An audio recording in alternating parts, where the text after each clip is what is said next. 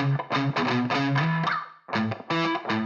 every day in your head for free. You can tap away, but I will not hear you scream. You can break your keys, spread your toxicity, your world outside reality.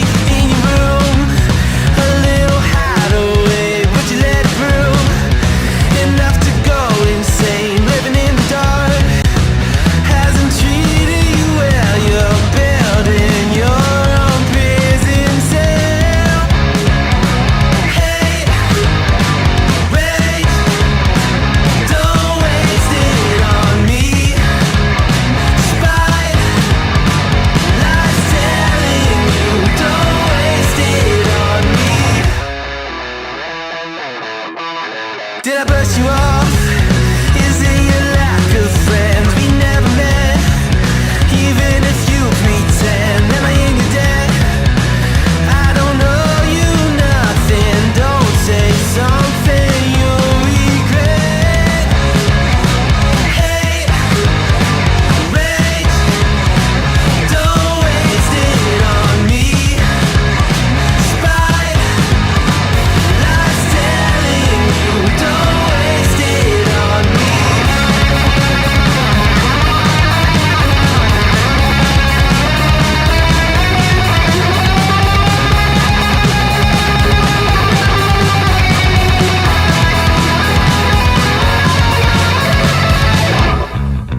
Hate, rage, don't waste it on me. Spite, lies telling you, don't waste it on me. Rage, don't waste it on me. Spite, lies telling you, don't waste it. I'm telling you, don't waste it. Lies telling you, don't waste it on me.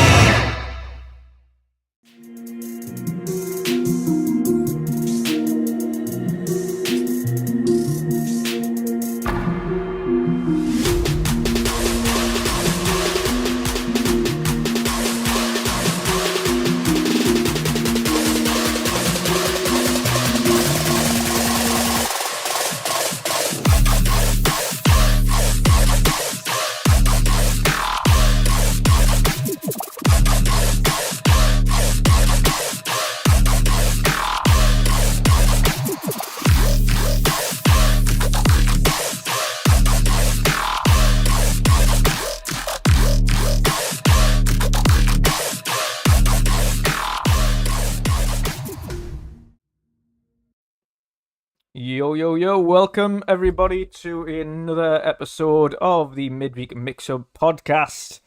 I'm your host, of course, the WandrinDutch, joined with by the General C and Boxenberger this week. Hello. Hello, hello. Welcome everybody. And the Good audio works evening. fine as well. Hallelujah. Starting the show on a good note. Did OBS not mess it up? Didn't mess it up this week. We're all good. Yeah, Hallelujah. nice. Very good, very good. Glad to hear. Glad to hear. I know. After some other very unfortunate news today, so Yeah. at least OBS works. Yeah, thank God for that. Thank God for that. But yes, welcome everybody. Of course, we're going to get into a host of topics. We've got some good or great Forza news with regards to a lot of the stuff that's been coming off the back of that in terms of how good, of course, Forza is turning out to be, which is going to be a good little topic to speak about. I'm going to cover a little bit on Diablo because they had a patch that released very recently that's nerfed everything Yeah. into oblivion. And they're judging by things they've had a lot of backlash from it as well, so I think they're going to be trying to resolve that soon. But we'll get into our intros first before we go any further. First of all, Boxy, how are you doing today, sir? What you've been up to and what you've been playing? Well, I'm okay. Yeah. I'm a little bummed, Dutch. I'm A little pissed off. I gotta be honest. Yeah. Wanted to phrase it more politely, you know. Yeah. Yeah, earlier today, Dutch and I, we both got the news that we are not recognized as content creators by Gamescom. And I mean, it's okay. It's okay. We are not the biggest channels. That's cool. But the problem really is they only allowed the applications like 3 days ago. So 4 weeks before Gamescom actually starts, they open up the accreditation process for creators. Yeah. And obviously, we had to book hotels, trains, flights way earlier. We booked them back in February, I want to say. Yeah. And of course, we had our thought was arrive on Tuesday. Wednesday is the press and creator day. We get in, do some coverage, do some live podcast, live from Gamescom. And then when Thursday, the public day starts, we join there for meet and greets and then go home by Friday. Now we arrive Tuesday and we can't get in before Thursday. So we actually are only one day at the show floor because your flight is going Friday early morning. My train is leaving Friday at 11 a.m. So yeah, man, that kind of sucks. I mean, I still look forward to meet you, of course, Yeah. Mick and Gas and John from Xbox Era and all the guys. But yeah, I would have loved to get actually into Gamescom, and that's a real bummer, to be honest. I have to digest that. Yep. I was so looking forward to this, man. Yeah. Yeah. It's I don't know how you feel about it. Oh, exactly the same. Exactly the same. The terms on those terms on the website, and they've replied to one person on Twitter, which I replied back to them because I'm a bit upset with their wording. They clearly stipulated all shapes and sizes of content creators, and the only people we know that have been accredited are above 10k subs and have websites. Whereas the two people that are below 10k subs have not been accredited. It seems to be a little bit of a common theme there. So they clearly are bothered about the size have a and the look reach. at getting a midweek mix-up website off the ground, I think. Yeah, absolutely. I needed to do it anyway. Yeah, it's just getting it started, and it's not a quick process. Nor is it. I would need somebody to constantly update it. Time-wise, I don't have the time to do that. I'll definitely be keen on writing articles and stuff. Yeah. Yeah. I mean, you know what's so weird? During the pandemic, when they had the like digital only Gamescom, they also had like the press and creator days.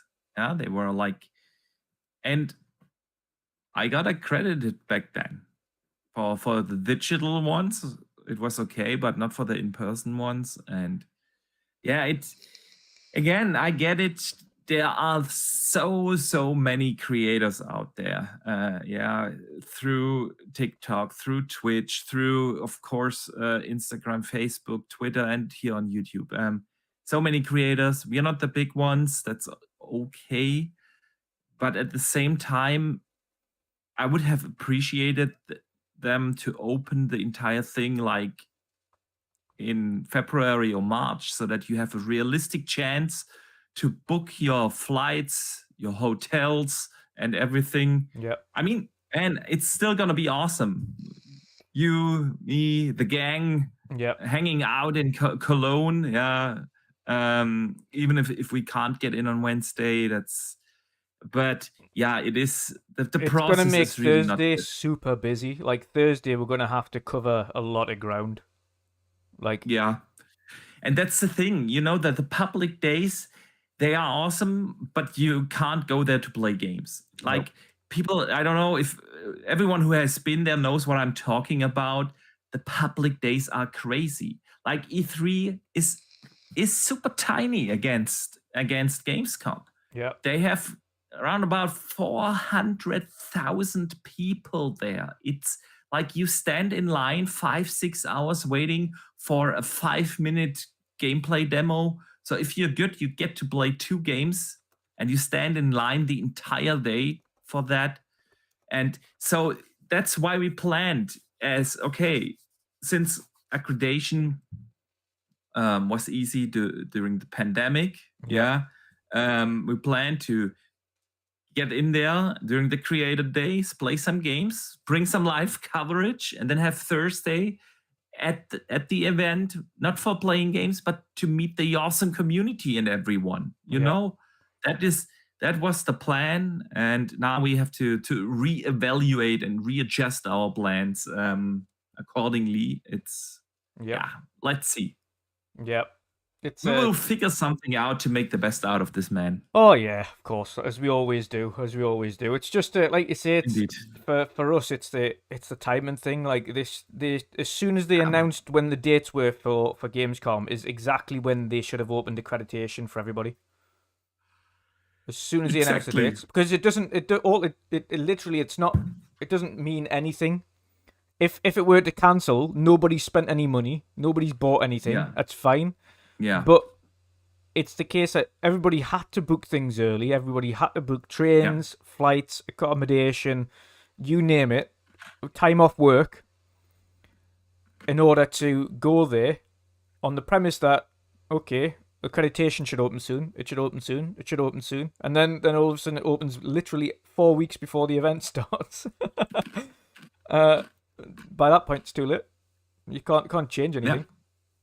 Like flights are like double what you paid for them already. The accommodation's either non-existent or through the roof. The only hotels you can get now are like really outside of Cologne, and you need like a 1.5 hour train drive to get to Gamescom. It's crazy. Yeah, I mean they even opened up a camping site along the Rhine River because everything is booked. People don't have, so you can come there with your tent and go camping, which is probably awesome, man. But you know what I mean? It's like, well, it might not be because it's. I looked at the weather forecast for that time and it could be raining. So we are not in Britain here, dude. Like, the weather is gonna be awesome. Probably you will melt away. You think it's hot over there? No, not now. Wait till you come to Germany, man. Days, It's been thunderstorms for days, It's been miserable. So, well, hopefully it is nice, but we'll make the most of it anyway. We'll make the most of it. But what? Yeah, definitely. Aside from that negative today, which we'll deal with, what you been playing? Yeah, you know what I've been playing? Diablo. My addiction. Your new addiction. Like crazy. The new addiction that I haven't booted up Age in like a month now or so. Wow. No. Can you imagine? No way. Yeah, it is true. I've been the same with Hunt Showdown, which is typically my favorite game. But there's been a lot of problems with that. What problems are you talking about? Oh, Like it's just a server big, problems or? there's an event going on right now, and there's like a really big camping issue in the game. People are hiding in bushes, and there's been a camping problem in it, but it's escalated with this event, and it just kind of sucks to play the event. So I've not been playing it. So I've been playing like crazy Diablo, and I'm loving it, man. I know it's grindy and everything, but there's just a hook to this game, man. And I'm hitting level 74, 5 now. I need to reevaluate my skill build. I told you about that awesome skill build I found when I hit level 50. And it was absolutely awesome for that time. But I feel like I'm not doing enough damage. I need to figure. I'm still like a tank as a sorcerer, which is crazy. But I'm not sure if I'm doing enough damage, man. So I need to figure something out. I'm really struggling with the nightmare dungeons at level 22, 23 when played solo. So yeah, I need to figure something out there, man. Yep. It's that's what's done me as well. Like they've nerfed the sorcerer. sorcerer build, so Mm. I'm gonna wait until the patch it before I go back on it. Hopefully within a week or so they'll have a patch out for it, or they've fixed the Yeah. nerf, because it's quite a few people have been pretty pissed off with that. Yeah, it's a really strong nerf. Yeah, I don't know why they did it this hard, honestly. yeah, it's Yeah. over the top. It wasn't like sorcerer was like super powerful anymore. It got nerfed last time, but only marginally, and it wasn't like we were doing unbelievable amounts of damage.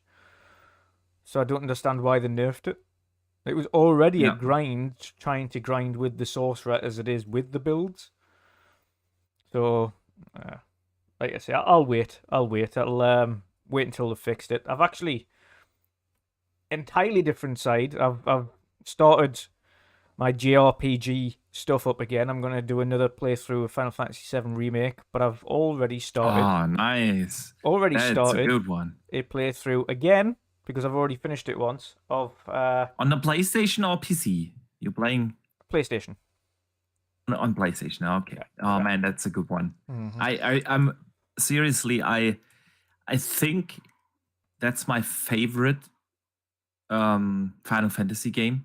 Mhm. I just love it. I love the atmosphere, the way how they added to the story and everything.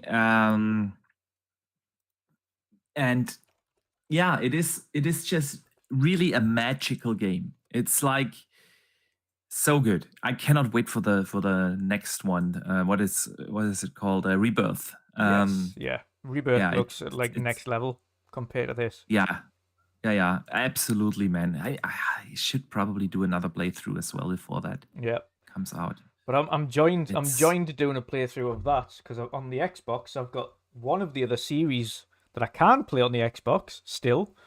We'll see what happens with the next one that's in development. But currently, Yeah. I'm doing a playthrough of Kingdom Hearts 3 again as well.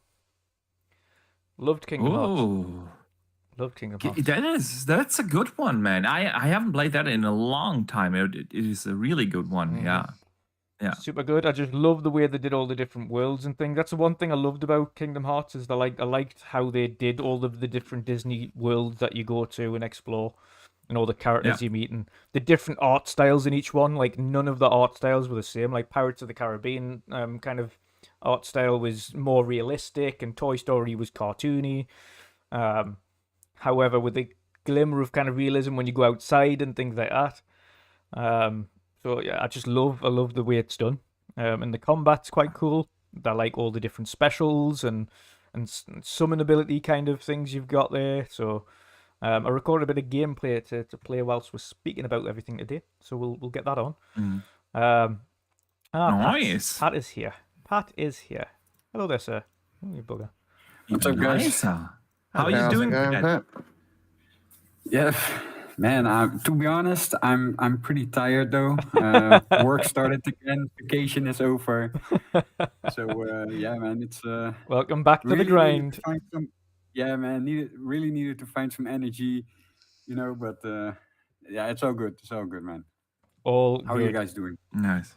We're doing all right. We're doing all right. Yeah, we're just getting into the Awesome. intro, so you made it in time to catch the intro.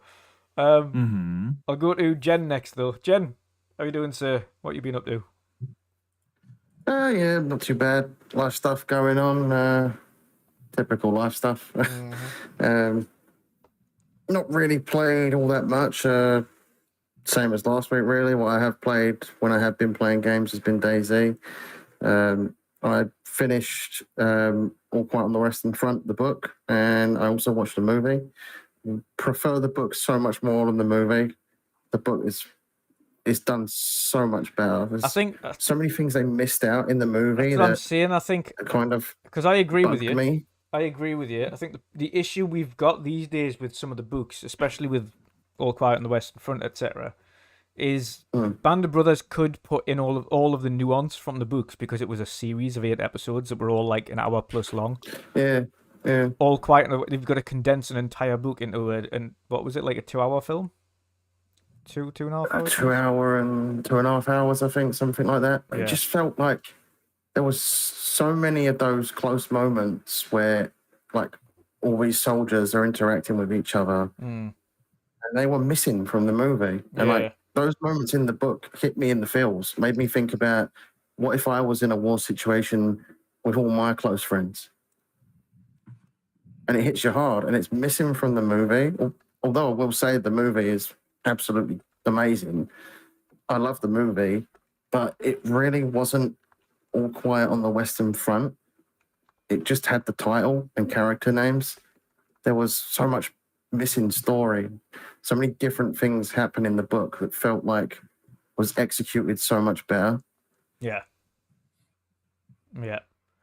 Like you said though, because you messaged me about it straight away, you said you still really enjoyed the film. It's just it missed Oh yeah, so still much. really enjoyed the film. Yeah, the actors in that were bloody amazing. Yeah, really good, really well done. Got to agree there.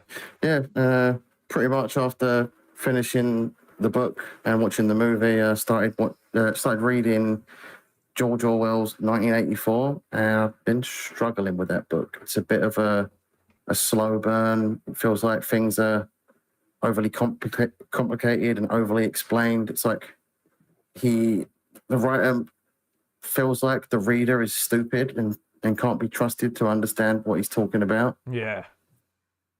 So that's been a bit of a struggle, but it is slowly starting to get better as I progress through the book. I'm about halfway through that now. I'm going to continue it because I can't stand like reading a book and putting it down and never picking it back up again. I just get this constant itch that I need to finish it, even if I don't like it. So yeah, I'm sort of in the middle with that. Most of that book, I'm not really keen on starting to pick up now. But like a book that's 300 pages shouldn't really be too much of a slow burn. Yeah, exactly. Yeah, it's one of those books I've always wanted to read because I've heard so many things about it being a good book and one of the greatest books of all time. But now that I'm reading it, I don't see that. Yeah, exactly. Yeah, so that's pretty much been my week. When I haven't been. I was going to say, have you started your Warhammer painting as yet, or you not got back to that? I have, yeah. I finally got around to priming my miniatures. I did that a couple of days ago. I've not started painting them properly yet, just not had the time. Just getting them sorted, I getting also them ready. Got back to writing my book, so I'm doing that as well when I'm not busy doing other stuff. So yeah, it's been a bit of a long week. The last couple of weeks have been long weeks actually, but I'm slowly getting there. Nice. And Patchu, how you been doing, sir? You've been busy because you've had the grace of Xbox fixing the Activision servers on classic Call of Duties, so you've been able to play your old CODs. So yeah, and they're right here, guys. So yeah, man. I been indeed playing some Modern Warfare 2, and checked also Modern Warfare 3. And to be honest, Modern Warfare 3 isn't like working that good, because I jumped in some custom lobbies where I just from level 1 just went to level 80. So I killed one guy and I got an enormous amount of XP. So they're like it's the old mod lobbies that used to exist back in the day on the 360. Yeah, it's crazy. But Modern Warfare 2 runs really good. It really finds quickly matches, and jumped in some games with the twins, Justin and Joshua. So yeah, it was pretty fun to play it again. But damn, it's so different than how it is now, man. It's crazy. Oh yes. So yeah, I checked it out a bit. Checked also Black Ops 2, but that isn't that running that good. So yeah, maybe it will come back, but I'm waiting for Black Ops 1. I want to get that one because that was my favorite. So gonna wait for it. It's on sale, I think, on the Microsoft Store. What I saw.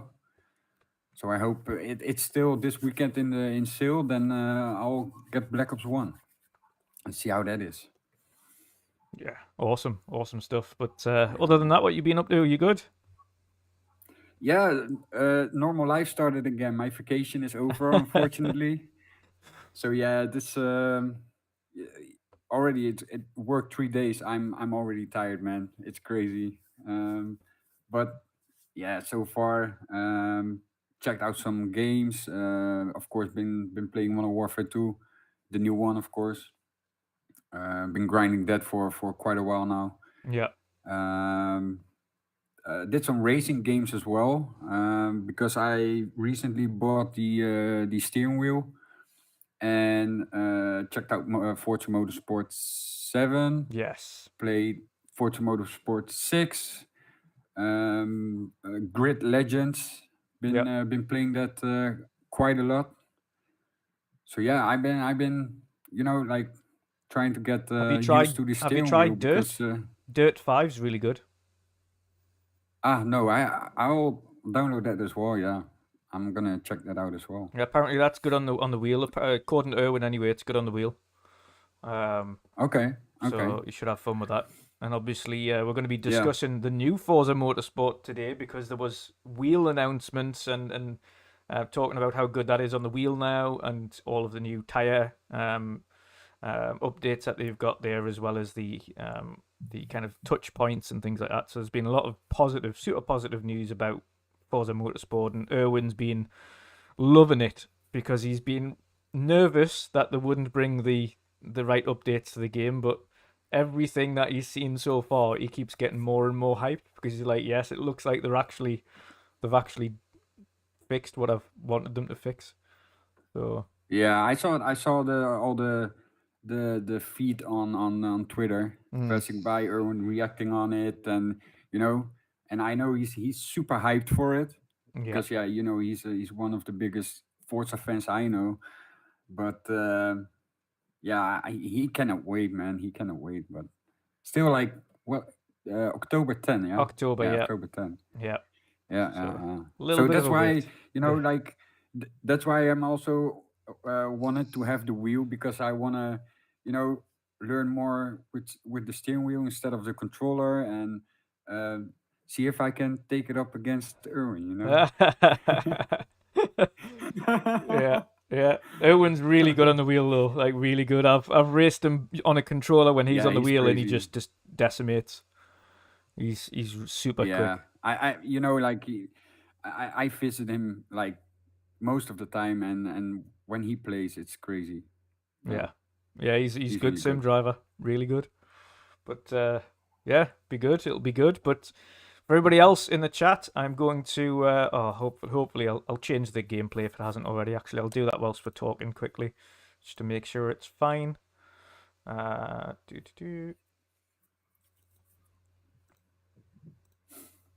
we go. That fixes that first of all.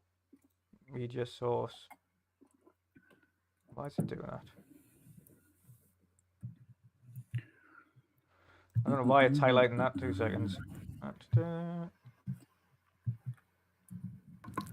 I'm glad that Dutch is as bad in multitasking as I am. Man. I am really bad. Like whenever I want I'm hosting the podcast and I want to put in a poll, I really can't do that whilst talking or changing the overlays or the gameplay or whatever. It's like I'm a mess in multitasking. Oh yeah, I'm man. a complete mess. Right, hopefully that sorts it. I have absolutely no idea if it did, but hey ho. We shall give it a try. Kind of. Kind of. Let's increase this a little bit. All right. There we go. Terrific. There we go. And we don't have any game audio. No. Brill. Sweet. We are over to gameplay now. So, yes. Got a bit of Kingdom Hearts 3 on the screen for you guys, for those watching. So, if you haven't seen or played Kingdom Hearts before, this is Kingdom Hearts. It is the Disney version of Final Fantasy that they do with Square Enix. So you'll see a lot of Disney characters in this. Really cool game though. Loved it. A lot of the Kingdom Hearts fans didn't like 3 as much as they did the previous 400 versions that they'd done before that. Kingdom Hearts 1, 2, Remastered, Remind version 2.5, Note 3, 8, 5, 2, and all of the ones in between.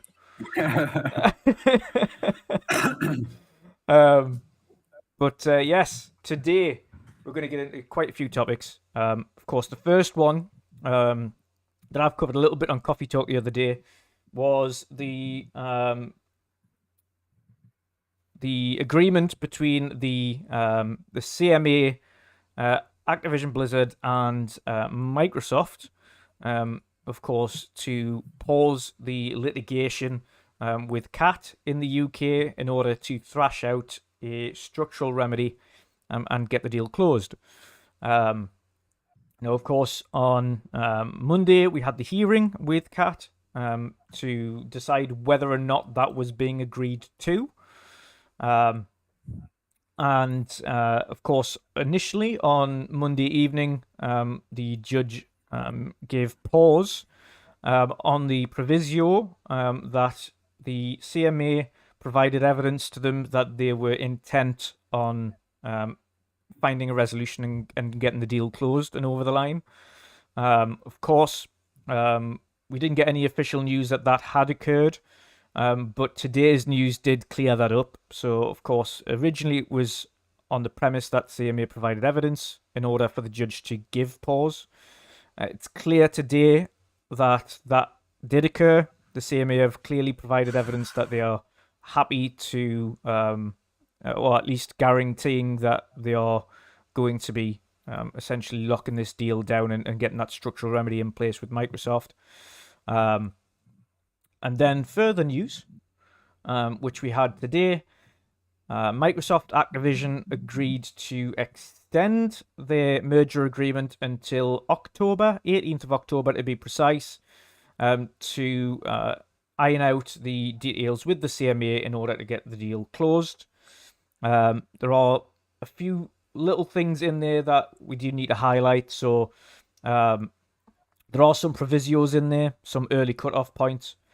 If the deal isn't closed by the 29th of August, then the termination fee increases to $3.5 billion.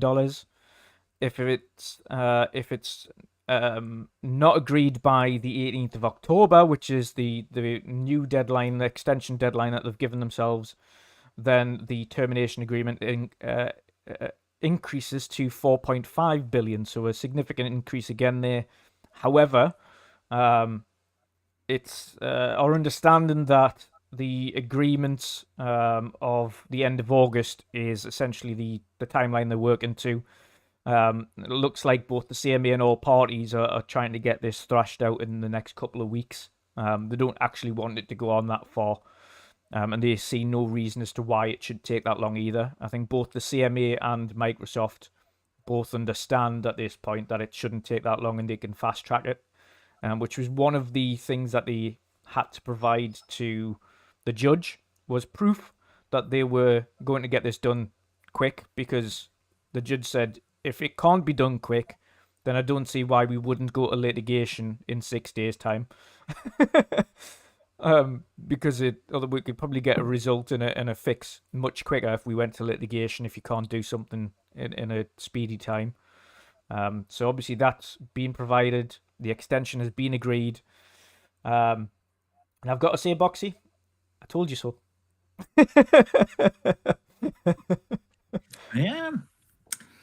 Yeah, man. I mean, a lot of pointers were there that they might close rather sooner, that they have like an off-the-record agreement with the CMA. Yeah.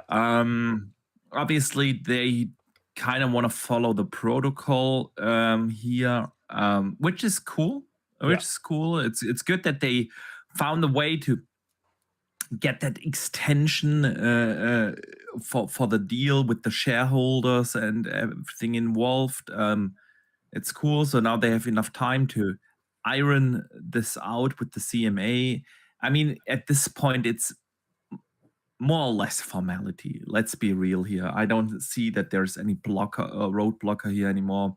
They obviously have something in mind on both sides, which they can agree upon. It looks like it's the divestiture of the cloud gaming of cloud gaming in the UK. Yeah. So you two gentlemen over there, Jen and Dutch, won't be able to enjoy xCloud anymore, but hey, I don't even use it anyway. I'm okay. yeah, the three people that are using it over there are probably gonna be okay, right?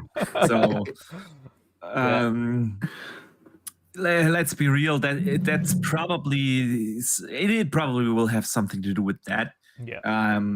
But obviously the CMA is very confident. They both argued in the same direction. Microsoft and the CMA Yeah, argued really, in front of the judge in really the same. pushing. Yeah.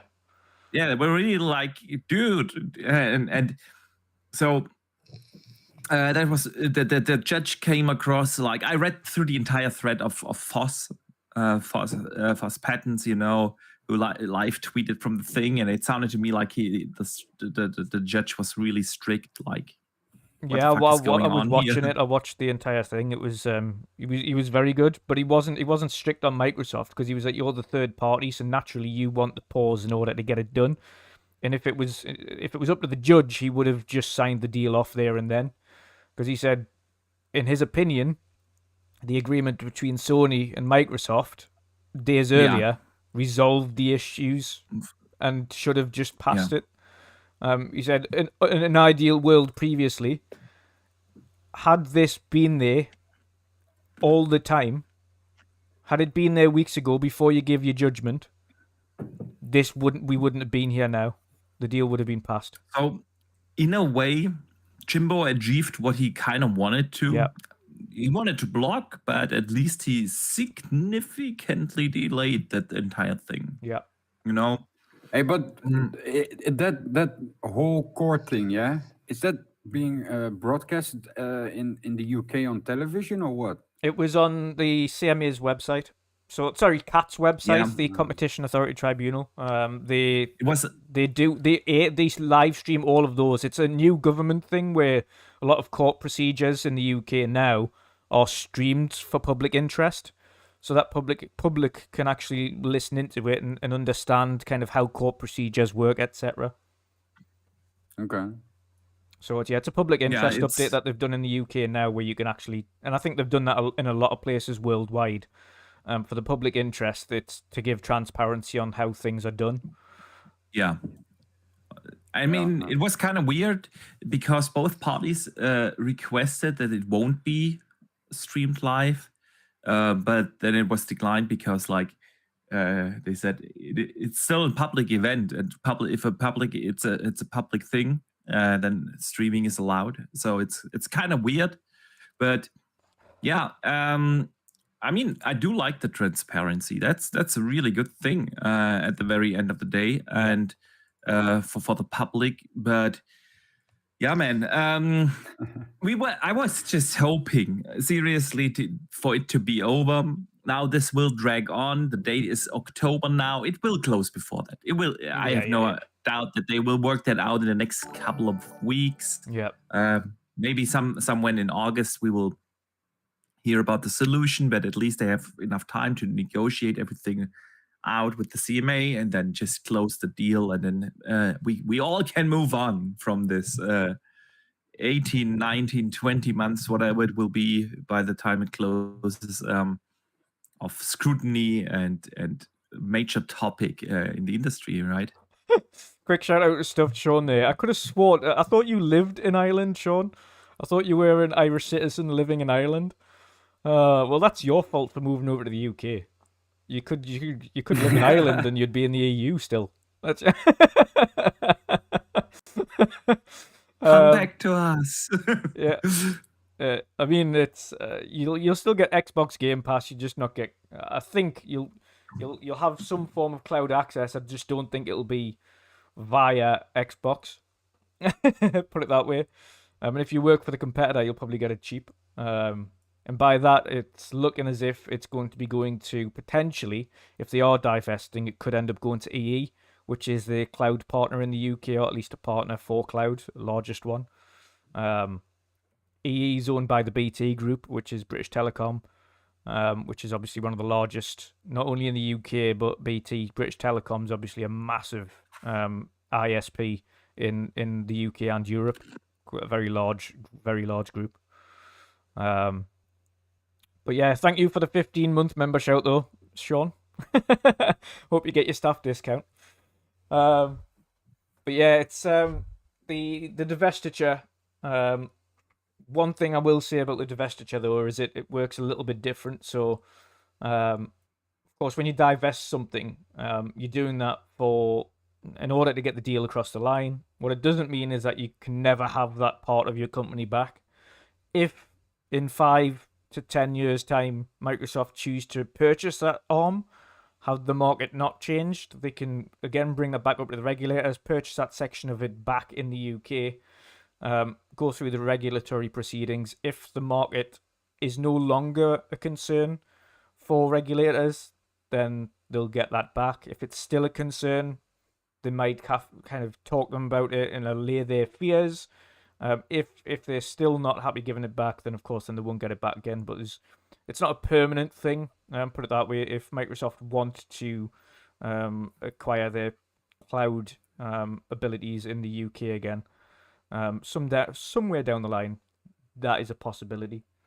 But as a short-term alleviation, at least for the next 5 to 10 years, bearing in mind the size of the market in the UK.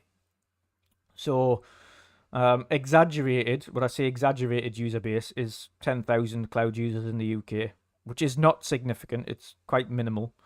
The actual accurate amount of users that use it semi-frequently, if not frequently, i.e. more than 2 times a week, is about 2,000. Now, if you have a look at that compared to the grand scheme of things for Microsoft, 2,000 users using the cloud in the UK frequently versus the entire transaction, you'll just partition off the cloud in the UK and you'll say, okay, yeah, we'll divest that section in the UK. We still, and they made a point in the court proceedings of saying, listen, to make it clear, this has nothing to do with console, PC, Gamepass. This is strictly for the cloud. Like, nothing else is affected by this, and nothing else will be discussed. It is just the cloud that we're talking about here. So Microsoft stressed that to the judge. So everybody can be rest assured in the UK that all ABK content going forward will still be available to them on cloud, on PC, Xbox, and Game Pass. So you'll not be missing out. You just miss out on the ability to play those Activision Blizzard games on cloud. Not a big loss, to be honest. Not where let's face it. The 2,000 people that are using cloud gaming on the Xbox are only doing it for the reward points. Yeah. Yes. Yep. It's because you know, like I was gonna say it's either that. How many people really use cloud gaming? I'm curious. You know, like It is minimal. I think it's like a small portion of all the gamers out there that use cloud gaming. You know, I never use it. Never. Well, I've been using it actually. Like, I played a lot of cloud in bed. I have like one of these clips, you know, for the controller. Yeah. I have that on my nightstand, and so I was like, when my wife was watching one of her series or something, I was like playing in bed. But ever since, of course, I have the Ally, it's not an issue not an anymore. option anymore. Yeah. But yeah, other than that, I have not been using it because on the go, it's just with mobile data and mobile internet being like a shithole here in Germany. Yeah. The EU actually put up a fine for Germany because our internet is so bad. So we have to pay like, I don't know, $1 billion or what, not euros or something, a couple of 100 million because we don't meet the standards of the EU when it comes to internet reception. So it's really not an option to play on the go here. It's just too bad. Yeah. But the technology is cool. The technology itself is really cool. And it has improved a lot over the last year. So the problem is, as we've mentioned before, the problem with cloud is it's good in the house on Wi-Fi, but the moment you use it on a mobile network, it's just not good enough. It's not good No, enough. but even with the Wi-Fi, because they recommend you to have 5G Yeah. for like a good stable game to play. But if you're like on 2.4, same as me, in the beginning, I did 2.4. It was shit. Yeah. Tried the 5G Wi-Fi network that I have, and it was still the 5G networks like comes up, falls away. You know, like it's not like a stable thing. You know, Yeah. sometimes I see it in my list, and sometimes it doesn't. You know, so it's yeah. Unless you have like a good stable 5G network, then it's good. But with the 2.4, it's not working. Yeah. Well, Yeah. not for me at least. Yeah, it's not the best. I mean, I've tried it a few times. I did like games that you don't want to take up space on your console. You'll play on cloud and things like that. And it had its issues when I did it. Like sometimes I would be playing the game, and if you left it paused for a little period, then it would, like, I had it a few times where the entire screen would go green and you couldn't do anything. I was like, No, what's going on here? Then I had to Yeah. close it You down and like restart it again, and like when me and the guys were heading to the Xbox event here in Holland, yeah. yeah, You had this challenge where you need to do cloud gaming Dirt 5. So you were able to play Dirt 5 with the touch controls on the screen. yeah, But the internet there, because when we came there, they had already an issue with the connection, with the internet and stuff. And when I played this cloud gaming Dirt 5 on the phone, man, I couldn't see anything. It was just blurry. It was like stuttering and everything. You couldn't just play your normal game. yeah, But after an hour, when they fixed all the stuff and that kind of things, then it worked. But it was only possible on one phone. If they connected two phones because you needed to race against each other, then it was impossible to play. yeah, Mm. yeah. So it's just like, and I've said this a few times, and I think everybody's kind of in agreement for that in terms of the actual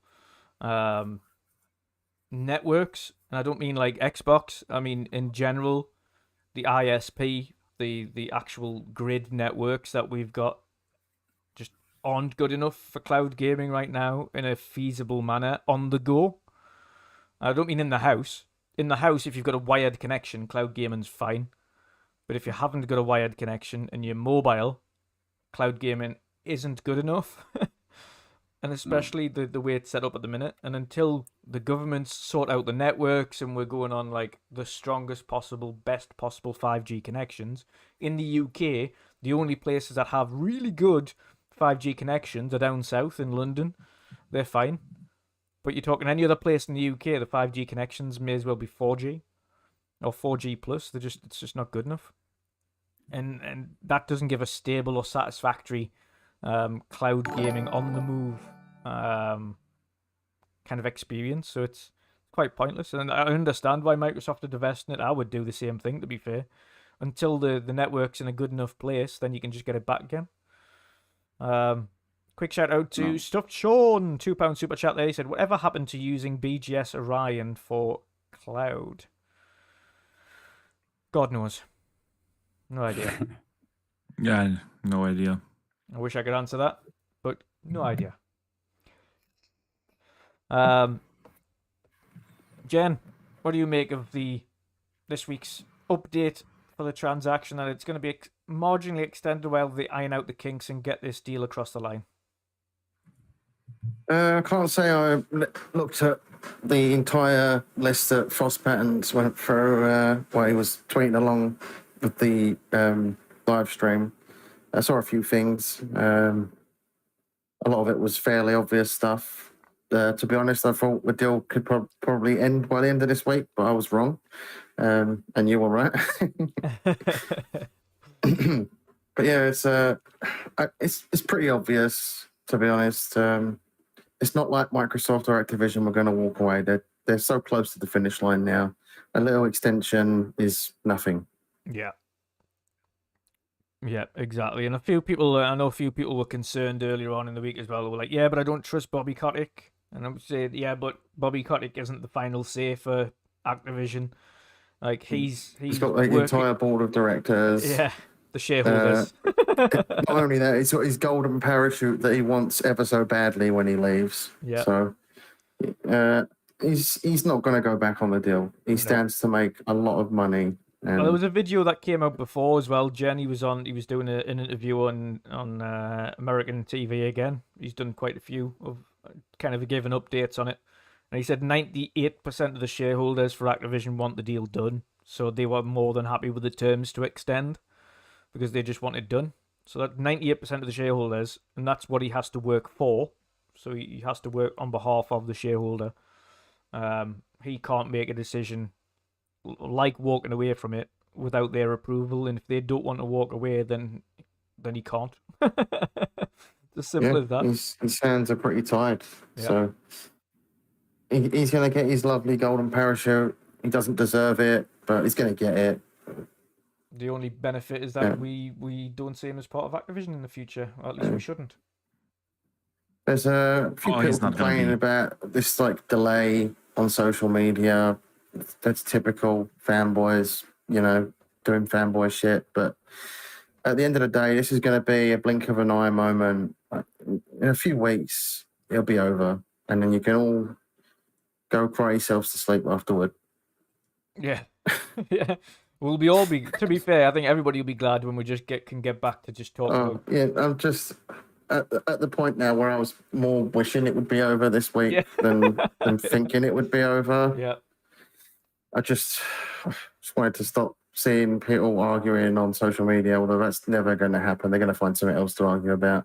Yeah. But it would be a nice change of subject, and the subject of this Activision Blizzard stuff has dragged on for so long now. Just seeing it all over social media, people bickering and arguing amongst themselves like they're armchair analysts, and they understand everything that's coming out of all these different places like the FTC and CMA.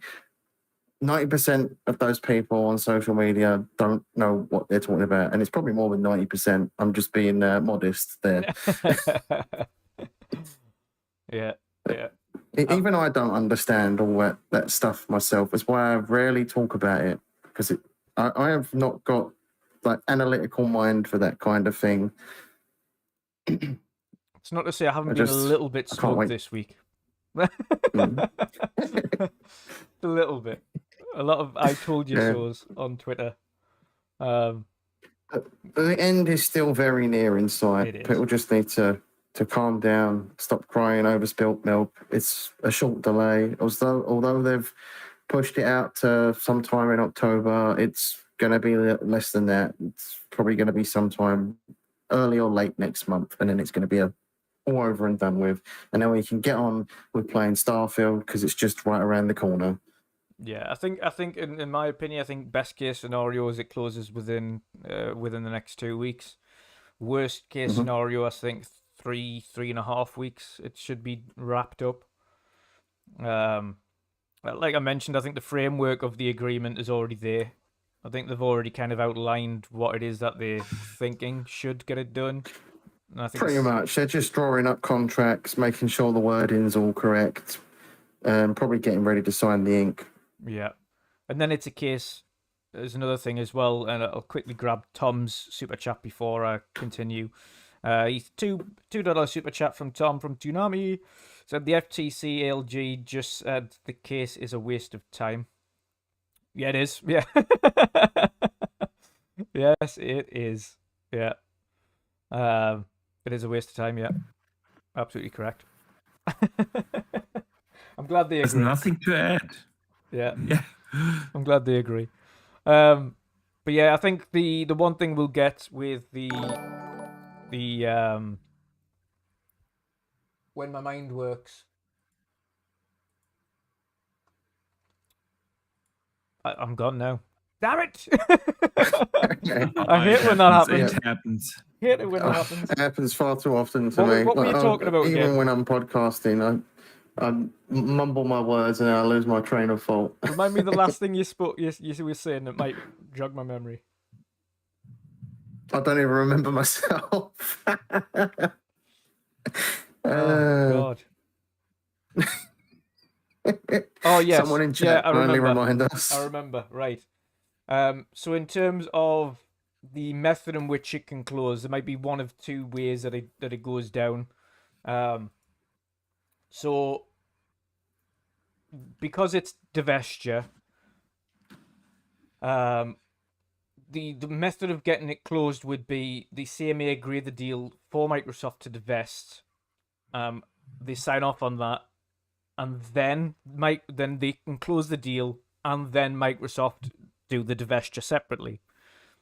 The slower way of doing it, which I don't think they'll go down, is they require the divestiture, Microsoft seek out and organize a divestiture, get the divestiture done, and then it closes, which is what the CMA could agree to. However, I don't think it's going to go down that route. I think they'll say, okay, you need to divest this portion of this, and it needs to be done. If it isn't done within this time scale, then of course we'll seek to look at full divestment of Activision from Microsoft, which is I think the route they'll take. They'll just set a timeline on how quickly Microsoft need to divest the cloud portion in the UK and find a suitable owner for that in the UK.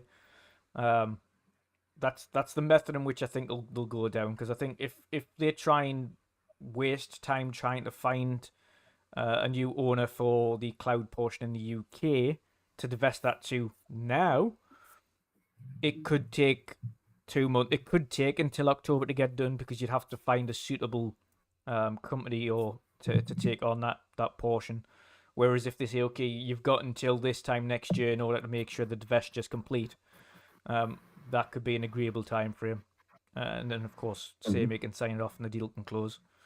Yeah, I think from the stuff I did see from FOSS Patterns tweeting along with this live stream, it was as if all parties just want it done and dusted now.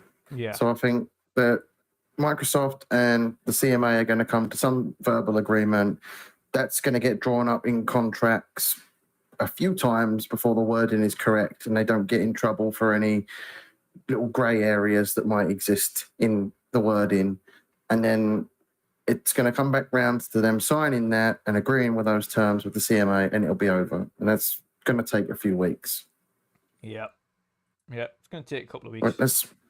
But these things take this amount of time because it's not only one lawyer going through the paperwork. They've got armies of lawyers going through the paperwork to make sure things are all up to snuff before they close things. And that's what we're expecting to see here. It could take 2 weeks. It could take 4 weeks. Yeah.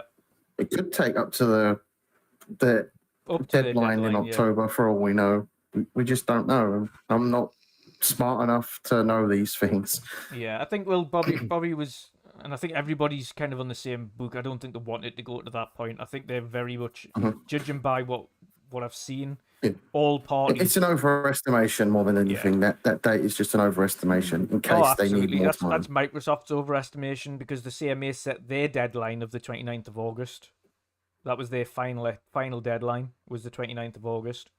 So I don't think it's definitely not exceeding that point anyway. Which puts into my opinion would be the best case scenario is 2 weeks.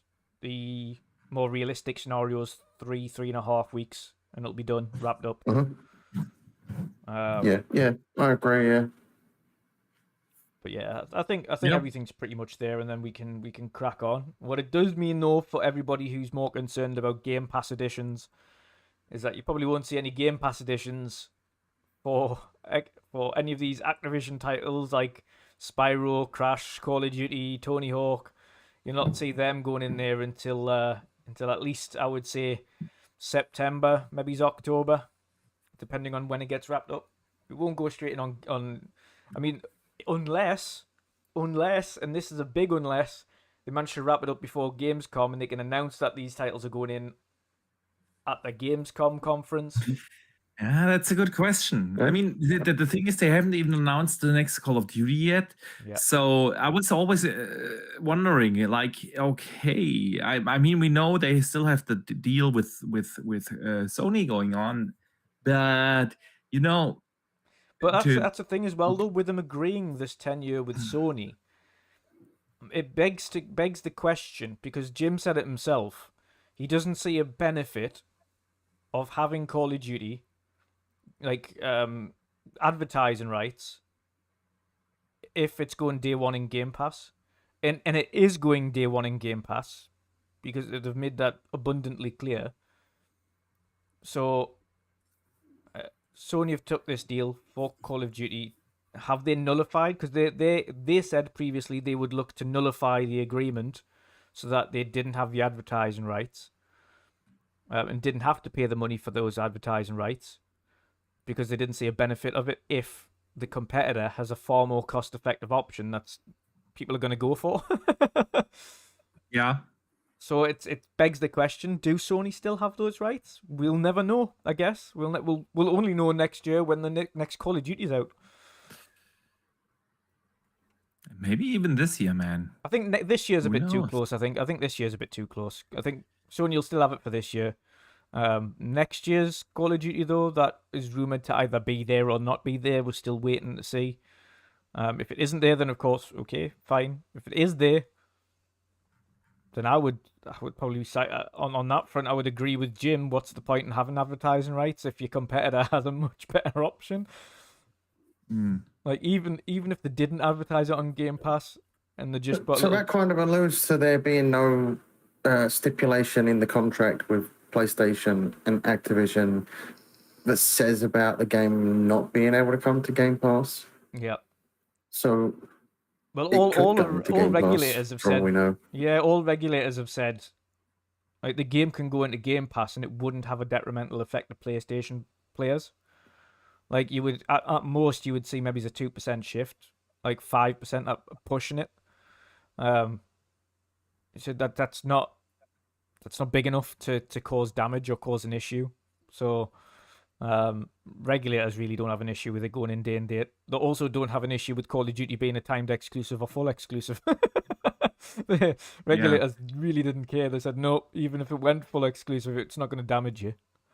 Not to a foreclosure detriment. So yeah, it's gonna be a funny one. It's gonna be a funny one. I'd love to see the terms of that contract, because what I want to touch on, guys, is something that's very strange to me. And people will be like, yeah, but Sony want... Yeah, but from a consumer standpoint, what Sony have agreed to is not consumer friendly. Now, essentially what they've done, Microsoft given the option of having all Activision content, including future Activision content, up until 2027, including Call of Duty and all other titles and versions of current titles that will be updated by that point, on PlayStation.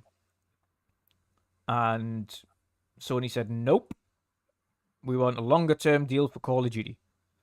So what they've agreed upon is only Call of Duty for the next decade. That's it. They've essentially That's said, so silly. What is wrong with Sony there? fuck everything else, Why? we just want Call of Duty. They had mean- the option to have pretty much any Activision game coming their way that was being made, That's and now they've just got COD. That's what happens if you wait too long, man. Isn't it obvious? They have been trying to block this deal for the most part of 1.5 years. They've burned so many bridges, and at this point, Microsoft really didn't need the deal anymore. They had the deals with cloud and everyone already in place. I know the judge really appreciated in the UK that they did it and said, okay, now it's a entirely different circumstance. And Yeah. so if it was up to him, he would actually approve it. But at the end, that's just his opinion. He wasn't able to do so, actually do so. Yeah. Yeah. So what are we talking here about? Sony, they didn't know.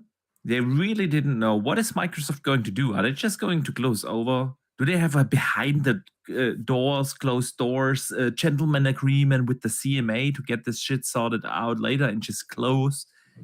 And even if it wasn't supposed to happen like with Monday or Tuesday, they didn't know, okay, is it going to happen in 1 week, 2 weeks, 3 weeks? They knew this is going to go through. So Yeah. Microsoft had leverage. They didn't really need to do it. It was like a sign of good faith, if you will, you know. And then obviously you come to the table and saying, no, we're not gonna discuss now the entire library. You guys trying to fuck us up for like 18 months now. You cost us billions of dollars of lawyer costs and everything just because of you. So Well, it could be. you can be lucky. I think, Boxy, it could be one of two things. It could be that because they still had the up until 2027 for every Activision title. They still had that on the table for them. Sony likely said, no, we want the 10-year agreement. And Microsoft likely said, well, you're not getting 10 years for everything. So they went, okay, then just Call of Duty. And they went, fine. Okay, that's good with us. You just have Call of Duty. Yeah, I mean, on the other hand, what are we talking about here? Other content in the next 5 years? Let's be real here. There is not much coming. Activision has no other games in the making, not that we know of, at least. Yeah. Microsoft. They only work on Microsoft might, but we don't. So for the next 5 years, there's really not much coming from Activision. Then you have Blizzard. Yes, Blizzard. Okay, but they just released Diablo, so no Diablo in the next 12 years. Yeah. So. And yes, they have that one survival game, but let's be real. What is more worth to you? Like 5 years of Call of Duty and the survival game from Blizzard? That depends as well, because it depends on what they've got in the pipeline. And we have to look at the terminology that Phil used in his email. Updated versions of classic titles up until 2027. Now, we don't know of what announced titles are. Yeah. So. Yeah, but what are we talking here? We're talking about maybe a couple of next-gen patches. We might talk about a remaster. And a remake or something. Yeah, and so I'm not sure. There might be one or two things, but at the very end, the big dog is Call of Duty, and you rather get Call of Duty for 10 years than some remaster in the next 5 years, you know? Yeah. So I do get that. I wonder what else was on the table, because there's no fucking way that Microsoft went to this table and saying, hey, now we're just talking about Call of Duty. If you wanted a 10-year deal, we're gonna remove, I don't know, the advertising rights, immediately, or definitely we will remove like the Gamepass clause that you have in all your contracts that will forbid us to actually bring Call of Duty to Gamepass. Yeah. They have. I would be so surprised if they would not have negotiated something like this, because they were in a position of strength. Sony had absolutely no other choice than to sign whatever they were put in front of, and the public reception now is good for actually both of them. Yeah. The Sony can still tell their customers, hey, we might not have the billboard of Call of Duty in 25 or beyond, but you still can play the game. Nothing is going to change for you guys, and Microsoft obviously can leverage that in every negotiation that will continue to go on, either for this acquisition or for future acquisitions as well. Yeah. So at the end of the day, I would have loved to be like a little mouse in that meeting room and just look at. I want to see the future emails that came after that, because that was a bit of a to and fro. He was like, "No, you can have this agreement." I'm not. Yeah, exactly. I'm not sure if this was like a planned thing all along, or if that was like Jimbo or calling Phil like on Friday and say, hey, is the deal still on the table? Or vice versa, like Phil saying, hey, Jimbo, good old Jimbo, want it? Still want it? Minutes since I've talked to you, Jim. So... yeah, man. Quick shout out to Andrew Green here, actually, here with a £5 super chat. He says, I think Sony messed up with a new COD deal because Blizzard has a new MMO coming out very soon, and it could be a big hit. By the way, love the show. Thank you very much. Yes? I think that MMO will go to all platforms. If that MMO is coming to Xbox, I'd imagine it'd Well, be a yeah. safer bet to bring it to all platforms. I'm not sure. Like you Blizzard, seen what happened with- MMO is a survival game, Yeah. and those do usually big on PC. Yeah. This is like the core audience. Those don't do as well on console, and but then on the other hand, Blizzard games usually are big hitters. They don't release many games, but when they do, they usually are hits, like a Diablo, like a World of Warcraft, and like an Overwatch. Yeah, those are big hitters. It takes them forever to make them, but and yeah, the survival game is the one thing that I would say, okay, that Blizzard survival game. Okay, if you're on the table and look at the contract, okay, I can have 5 years of Call of Duty and maybe the survival game, or I can get 10 years of Call of Duty. What would you choose? I mean, yeah, it could be a good hit, but usually, again, like these survival games, I'm not sure if they do so well on console. So, and they know that Call of Duty is big time, and a lot of people own PlayStation because they want to play the FIFAs and the Call of Duties and not much more. It's a casual console. Yeah, we see that all the time when they have like 120 million PS4s in the field. Even their biggest hits in first-party games only sell like 15 million copies or so. Yeah, like a God of War and stuff. So like only 10-15% of the PlayStation gamers actually buy those games, and the vast majority buys the games. Buys a PlayStation to be able to play the FIFAs, the Call of Duties, the casual stuff, and so I don't think it can be underestimated how big Call of Duty is for PlayStation. Oh, yeah, and so massive. you have to bring that with a Blizzard hit. And this is the thing I was going to say. They massively underestimated the selling point of Diablo, which now they won't get in the future. You've muted yourself. That's true, but the next. I know. I don't want people. I sit here because like these podcasts are like casual talk with my buddies here. I'm just hanging out. I'm drinking. I'm having some crackers over here, and I don't want people to hear like me chewing and stuff. But that's why I always mute and forget to unmute myself. So, but to your point, Dutch, the next Diablo would even be outside of a 10-year deal. Yeah, that's just the point. Yeah, so.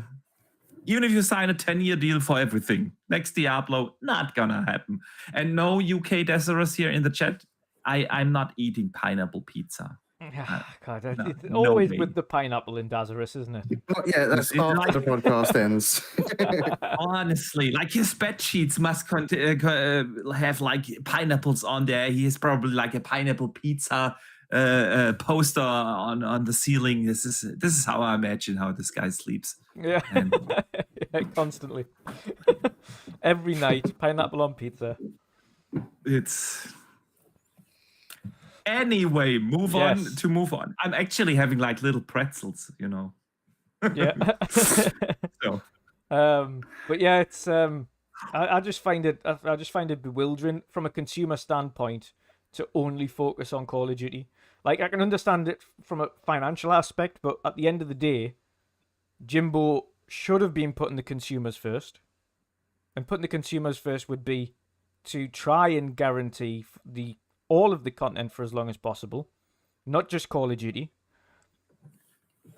And ultimately, that could have been renegotiated in 2027 anyway.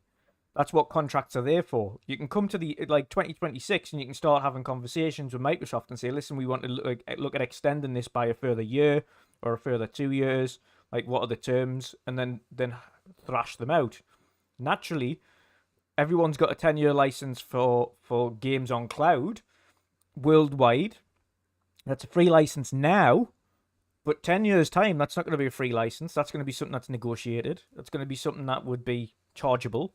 So that's what the contracts are there for. So it's going to be interesting to see why. And again, it's just baffling to know that IPs that started their life on PlayStation will be exclusive to Microsoft, and Jimbo didn't care.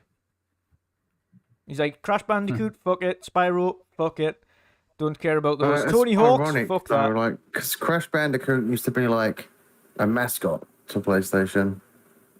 And even Tony Hawk. Like, he's like, fuck Tony Hawk. Yeah, What? I remember playing in the Pro Skater games back on the PlayStation 2, being able to unlock the Spider-Man skin on it. But So isn't Sony, like I've made a mistake, I think, and they're Maybe- going to realize it. maybe the reason why he's probably focused on Call of Duty is that they already invested in the game. Because if I compare my game with my buddy's game, he's playing on the PS5, and he got some more things than I have in Call of Duty. Yeah. Like skins or getting, like things like, maybe it sounds stupid, don't get me wrong, but like getting more XP and that kind of stuff, and he has some more benefits than the people on Xbox right now. So maybe that's maybe one of the reasons. You also have the collaboration with the boys now, and you have all the operator skins that you have from the big streamers, and maybe that's also one of the things that plays with it. That why he's only focused on Call of Duty right now, because they already invested into Call of Duty with all these kind of things that come out. But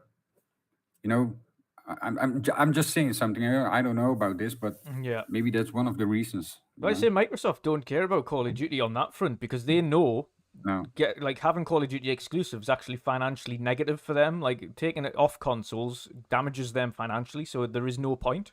So them always having Call of Duty was always going to be a thing, which is why Microsoft were happy to agree it, because they're like, well, no, actually, if we take Call of Duty off you, it's like financially it's worse off for us. There's no point in doing it, because we'd lose lots of money by taking Call of Duty away. What we want to do is have Call of Duty everywhere. Like, we don't care where it is. Like Minecraft. Minecraft's still one of the biggest games played on PlayStation, as it is on Xbox, as it is on Nintendo. It's And Fortnite. Yep. So Yeah. it's pointless taking those games Minecraft, off. Fortnite, and Call of Duty are some of the biggest games, and Roblox as well, because I know that's a big game that a lot of people talk about. Yeah. Those 4 games are massive, Yeah. and now Microsoft owns one of them. Well, will own one of them. Yeah. Well, they've got 2. They'll have Minecraft and Call of Duty. Oh yeah, they do. I forgot about that. Yeah, I'm and that's being what I'm saying. stupid. And Minecraft's grown to, like, it went from when they've bought it, which they bought it for like 5 billion or something like that. It's now worth tens of billions. It's 100, like 200 million downloads and purchases. It is an absolute juggernaut. It's like substantially larger now since Microsoft's looked after it, and substantially bigger as a platform. Like with Minecraft Realms and everything like that, where it's got custom servers and huge different areas to do, and you can own your own servers for Minecraft and have different communities, and there's a store and a marketplace where creators can earn money from it, and like they've substantially changed Minecraft for the better over its ownership, and that's exactly how Call of Duty will be, in my opinion. They'll see what works best with the community as a large. They'll see how they can make that better, and they'll increase where it is. So they're putting it on Nintendo, they're putting it on PlayStation, or keeping it on PlayStation. They're putting it on every cloud service you can imagine in the world, and that's only gonna make Microsoft a boatload of money, being the owners now. But it's also gonna make sure that everybody else can play as well. Like, financially, it makes sense to put that everywhere. Now, I can understand for the rest of them in terms of Crash Bandicoot and Spyro and things like that. Yeah, they're not massive sellers anymore, but it's the premise of 3 major IPs that originally started on PlayStation. Sony don't give a shit about. It's the fact that they just went, I don't care about Crash Bandicoot, Spyro, and Tony Hawk's anymore. Like, just don't care. They can disappear as long as we get money from Call of Duty. That's all that matters to us. So that's the thing, though. This could drive competition because Sony not ever getting another Crash game could finally push Sony into rebooting Jak and Daxter. Hey, that's the I hope. love those games growing up. They need to come back. It's been way too long since those games have seen the light of day. Now, the positive side of this, guys, and I want your opinion on this as well, but the positive side of this acquisition is it should hopefully force Sony into being more competitive for the consumers. So granted, they discarded the Activision content. They only wanted Call of Duty. Okay. That, in my opinion, mistake aside, what it should do is force Sony to be more competitive again. What we've been saying all along, we need Microsoft to be competitive so that Sony's more competitive. And we need Sony to be more competitive to force Microsoft to be more competitive. If one of them isn't competing or isn't attempting to compete, then the other one isn't even going to bother improving. It's not going to bother doing things to win you over, which ultimately for the consumer isn't good. What we need is Sony going, okay, if this is how it's going to be, then we're going to do X, Y, and Z, and this is what we're going to give you. And this is what we're going to do to improve it. So, Boxy, what do you think PlayStation's next steps are then? Muted. I caught it before you started. Okay. That will be really interesting to see because there are multiple ways this can go. Yeah. I mean, they could start or continue the road that they already have started, which is basically buying studios left and right, because as much as we talk about the acquisition of ABK, Sony actually bought like 10 studios in the last 18 months, ever since Microsoft announced that deal. Yeah. Most of them being while smaller Microsoft have been ones. tied up, Sony have been shopping. Yeah, exactly. They've been on a shopping spree. And why do they need that? Because they obviously want to go into that games as a service segment, a segment that they have not been a part of, period. And so they definitely want to go into that segment. They see the success of the Fortnites and the Call of Duties and everything, and they even see look at Xbox and see, okay, they got like games like Sea of Thieves and all those other games as a service titles, those ongoing games. They want that. The point is, you kind of need a different infrastructure of studios to do so. What Rare achieved with the Sea of Thieves is not the norm. Most of the games as a service titles are supported by dozens of different studios. You kind of need those support studios. And when you look at what they did, what kind of studios they bought, most of them scream like, okay, hey, they're gonna support here, yeah, for like multiplayer components, for ongoing content, for like things like that. They haven't announced that. It's my theory, but look at the names. Yeah, most of them you have never ever heard that they bought. Yeah, there were like things like Firesprite, which kind of focus on PC ports. Yes, which is also going to grow and continue. But yeah, they kind of need that support. Yeah, to be able to have their games as a service title. So this could be one way they go down. And it's probably the most likely, because for some reason Jimbo just sees this as the future of the platform. You've seen that from the showcase they had. Yeah, they have still like the Spider-Man in pipeline and the Wolverine, and then let's focus here on games as a service titles. That was the key message. That's the only thing you're gonna be playing on PlayStation in 2024. And yes, you might be getting some of the blockbusters you actually want, but for the most part, it's games as a service. So they probably gonna continue down that road and try to compete by that. The other thing that they could do, obviously, is something similar like Microsoft do and go after some of the bigger names. Yeah, Like the last bigger name they acquired was obviously Insomniac, and look at them, they've been carrying Sony through this entire generation. Yeah, with Miles Morales, with Ratchet and Clank, and now with another Spider-Man game. It's like, yeah, they are carrying them.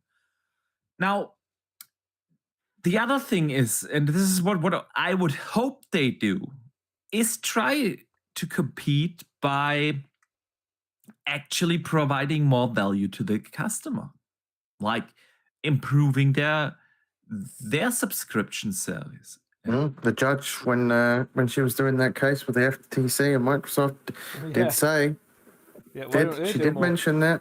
Yep. Yeah. So, actually make PS Plus more valuable for us by day-and-date releases, by bigger drops of other games in there. Yeah, make compete for my wallet, fight for my wallet in time. I need to invest in the PlayStation ecosystem, and then that's the other thing. They could see the console world has changed. Microsoft has been changing the game literally for years now. I made a video 2 years ago or so on how Microsoft actually changed the industry. When you look at the console space 10 years ago, back compat non-existing on console. You had like generations over, you move on, sell your old stuff, put those games in the closet, whatever. Move on. Microsoft changed that. They knew they can't compete in the classic console space with Sony. They knew that. They changed that. Big step. 25, Microsoft, Phil comes out on stage. Bam. Back compat for consoles. Then play anywhere. Hey, we are not...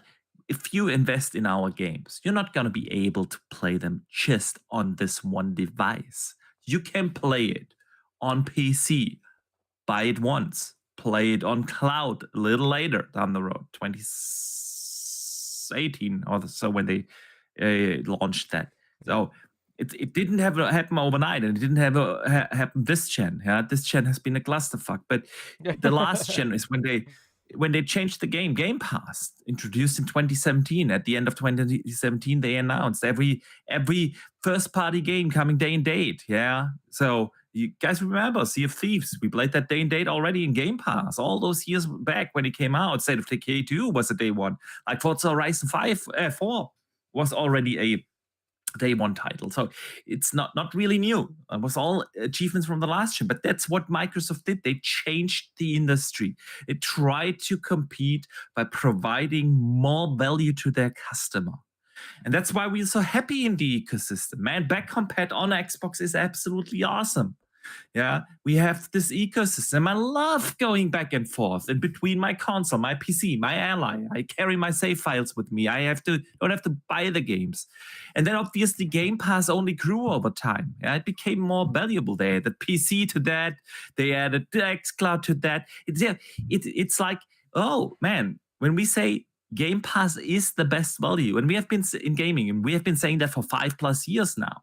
Yeah, it's because Microsoft actually compete by adding value. Yeah, I mean, the execution on the game side of things. Yeah, that's where they lacked. Obviously, still lacking. But at the very end of the day, that's the approach that Microsoft took. They tried to provide us value, and so I would love for Sony to do that, because for the most part of the last 5 years, everything related to PlayStation feels like a ripoff. Yeah. They were the first ones to increase the game prices, man. Which console generation ever started? Usually when it's a fresh start, when you new console gens come out, we go into the store. Okay, which one am I buying? Most people don't buy everything like we do here. Yeah, they decide. They have to decide, man. Well, okay, what do I invest in? PlayStation or Xbox? So. And they had the audacity to come out and say, okay, if you're going to invest in PlayStation 5, you know what you're getting. More expensive games. Awesome stuff. Yeah. They increase console prices. They still don't provide chargeable next-gen updates. You even have to pay for cloud saves. For fuck's sake, it's the year 23. Yeah. Man. Sorry, it really caught me off guard there. That made me laugh. This it's like it's a classic.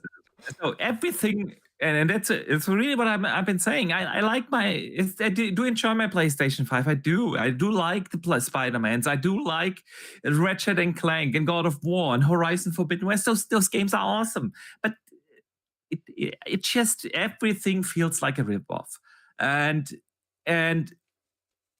then they have like with Jimbo, they don't have like the like the community behind them anymore. Like Sean Layden was another guy. That guy was authentic. When he came out on stage and said, "This is for the players," you kind of believed this guy because he came out and because this is how for the players, because he has shown us like a dozen games that we actually want to play. Yeah. Now, good old Jimbo comes out. The future of PlayStation is like games as a service. All those games you don't want to play. That's what you got to get. The And future of PlayStation is this remote play device.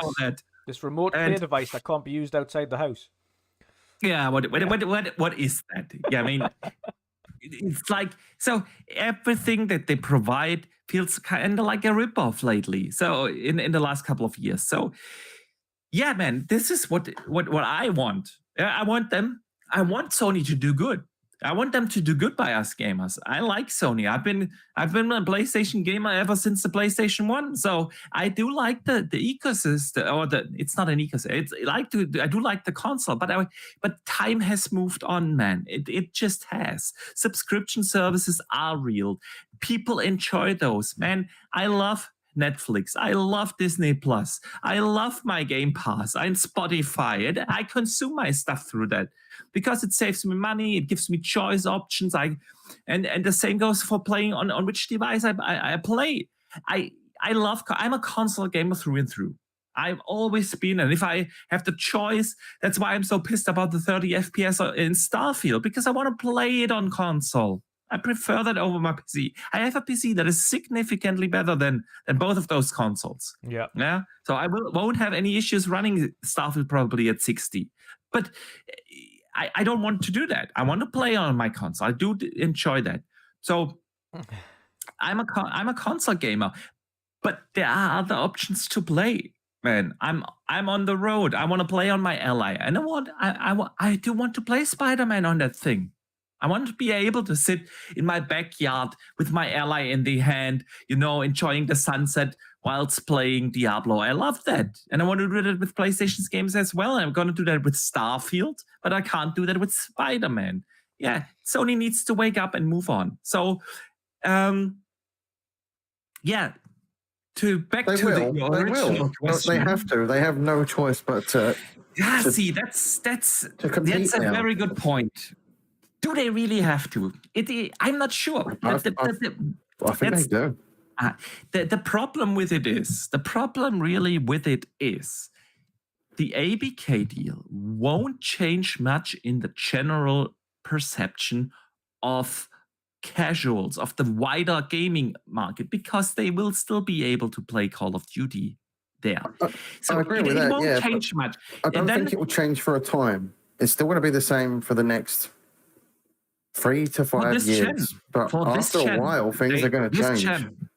For this gen at least. Mm-hmm. And if the problem on the other side really still is, like, Xbox still needs to prove that they can put out consistent quality games.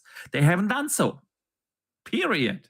They have their occasional hits, no doubt. Forza Horizon 5 was awesome. Halo Infinite was at launch awesome.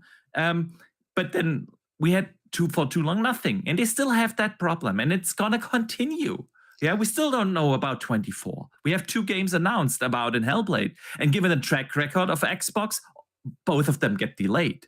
So they still have to prove that. And they have to have those hits that hit for the general audience. And this will take time. And even if they have those games, they need to let people know that they have them. Yeah. And that's the biggest problem of it all. If they don't wake up and realize that you need to market your good product that you have. Yeah. It's like you can have the best product in the world, but at the very end of the day, if no one knows that it exists, you won't sell. So on a global scale, PlayStation has such a bigger brand name than Xbox do. And to catch up on that, to go into the stores, like literally, we have like the Best Buys of Germany, like MediaMarkt and Saturn. In some of those stores, you go in and they don't even have Xbox. It's not worth selling it, period. Because no one knows the brand, man. And if they continue down that road, it doesn't matter if they have a Starfield and a Hellblade and an Avowed. It does really not matter. And on a global scale, they have to really rethink that strategy. They have to fight in the console market. They don't do that. They don't give a damn about the console gamers anymore. We all know that. For them, it's the focus on PC. Yep. Yeah, of course, I get it. But with PC, you have a significantly higher reach. You're not bound to this hardware, and you don't have to have people invest like $550 now into a console just to be able to play games. You don't have that problem on PC. People have PCs anyway. So I get why they shift the focus, but if they don't invest into the console market and make it a priority to gain actually shares, this bullshit about it's not about console sales numbers. This is bullshit.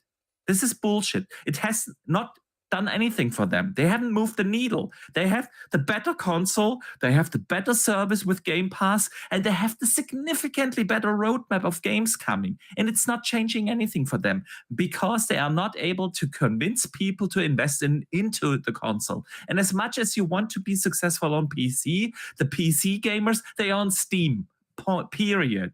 And yes, they have been growing their significantly because they have already saturated their console market because it's so small. So if they don't grow the console market, they won't be able to compete with Sony, and Sony can go whatever they want. Does Sony need to compete? No, they don't.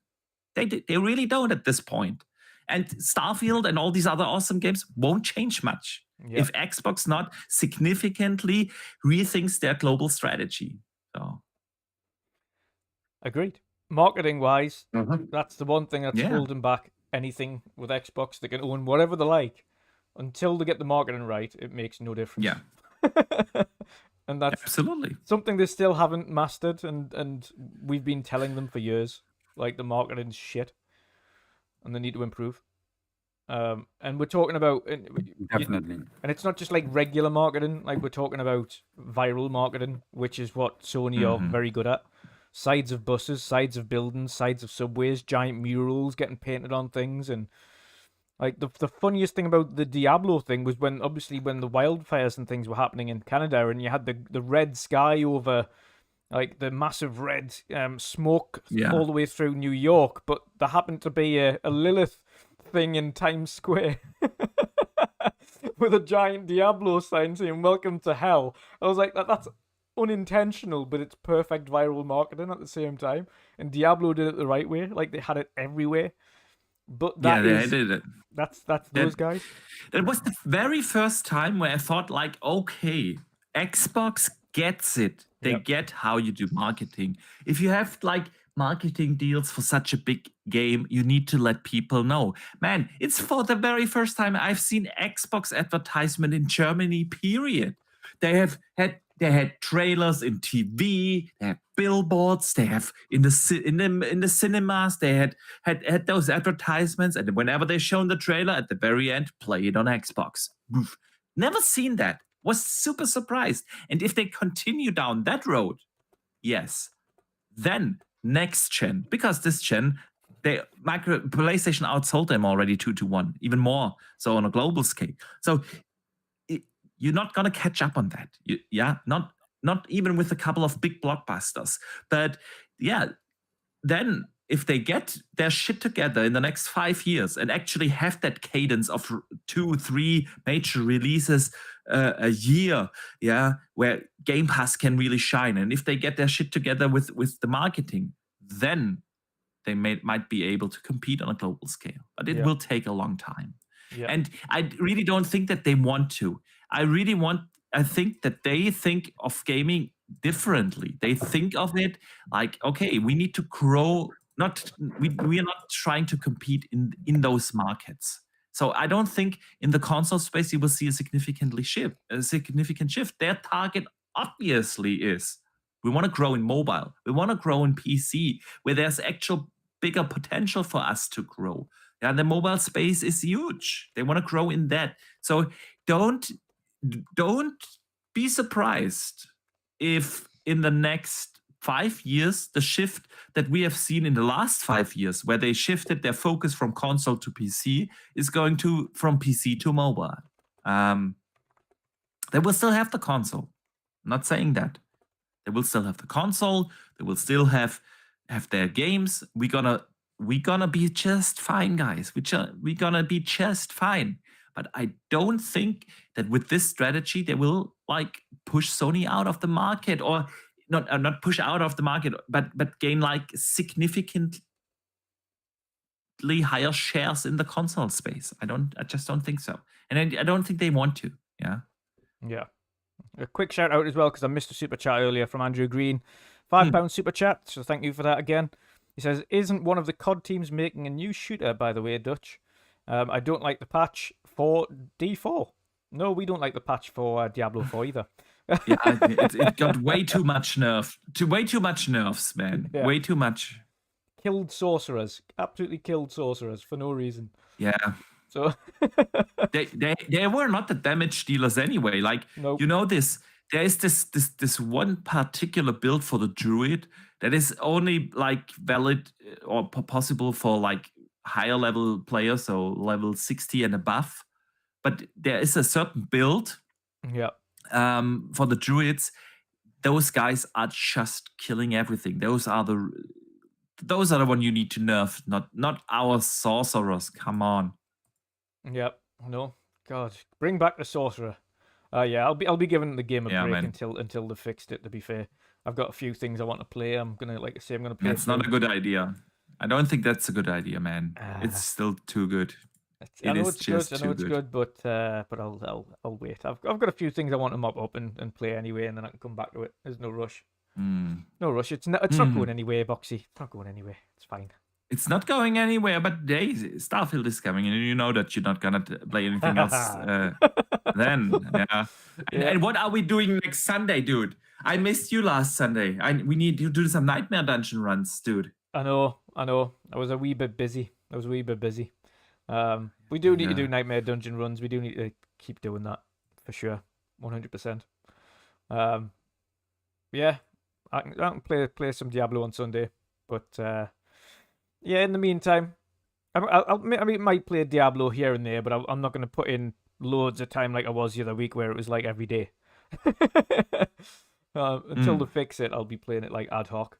Be playing a little bit more of this that I've got on screen now, some Kingdom Hearts, and playing through.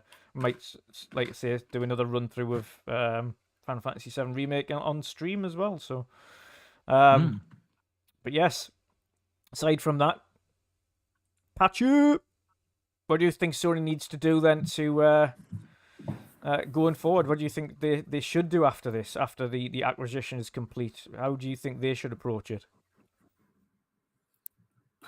Man, that's a good question. I think I agree with you. What you said earlier, you know, like focus on the gamers, Yeah, instead of all the other things that they do. You know, I don't like, you know, I don't really follow the whole PlayStation thing and Ecosystem, stuff, you know, yeah. but yeah, but it's yeah. I really have no idea what to say about that, man. You know what I mean? Focus Like I more said, on the services, more on getting good games out and bringing more to the Yeah. customer. Yeah, Yeah, that's fair. basically those words. That's fair. Well, don't worry, Patchy. I think you'll have plenty to say when it comes to Forza topic. Who knows? Jen, what about you, brother? What do you think Sony need to focus on going forward? I think they have no choice eventually but to compete. It might not be within like a shortest space of time, but in the long term, they're going to have to compete. If Call of Duty does hit Game Pass, they're probably going to take a long look at their own subscription service and start debating whether they're going to drop some of their games day and date. It won't be all their games. Their big blockbuster games, they will never drop day and date, but their live service stuff, I fully expect those to drop into their service day and date. Yeah. For me, I think the issue we've got here is a lot of people are still assuming Sony are going to have some big blowout conference this year, and they're not. I don't know why the rumor keeps coming on here. They've already put in their financial reports for up until Q1 2024. Essentially, they don't have any additional first-party games releasing. We know there's no additional games releasing next year outside of the ones that have been announced. So they've got nothing next year outside of the ones that have been announced, which are live service games. And even then, they're not definitive dates, so we don't know whether or not that's a guarantee. And now, of course, we know they've got Final Fantasy VII Rebirth coming as well. But outside of, and not this year, apparently. We'll wait and see on that. But outside of that, there isn't anything that's close enough to talk about without putting their dev teams under pressure to talk about games that are too far out to speak about yet, or they're not confident or don't want to show it yet. There isn't really something to talk about. They might do a conference to unveil, or a mini thing to unveil a slim device, but an actual conference unveiling new first-party games isn't going to happen this year. There is nothing else to show. Yeah, I saw some stuff the other day where people are expecting an event in August. Yeah. Like towards the end of August, and I'm like, wishful thinking. Yep. Very wishful. But I don't see it. They might have a small state of play to cover some stuff with their partners, and maybe even a state of play closer to the time Spider-Man drops. Yep.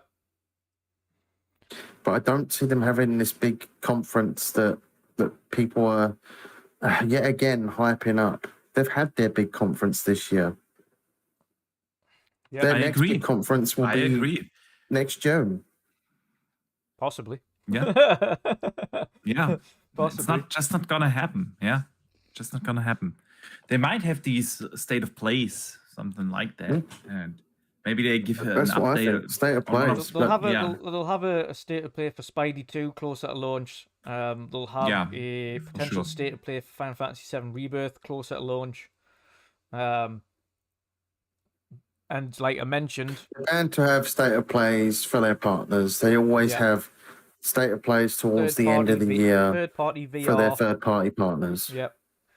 VR and like I say, if the Slim comes this year, then we'll see something about the Slim. But I don't see them doing a big first-party blowout. I think everybody's just getting carried away with what Colin Moriarty said on his Sacred Symbols podcast, which is he assumes they're going to do another one.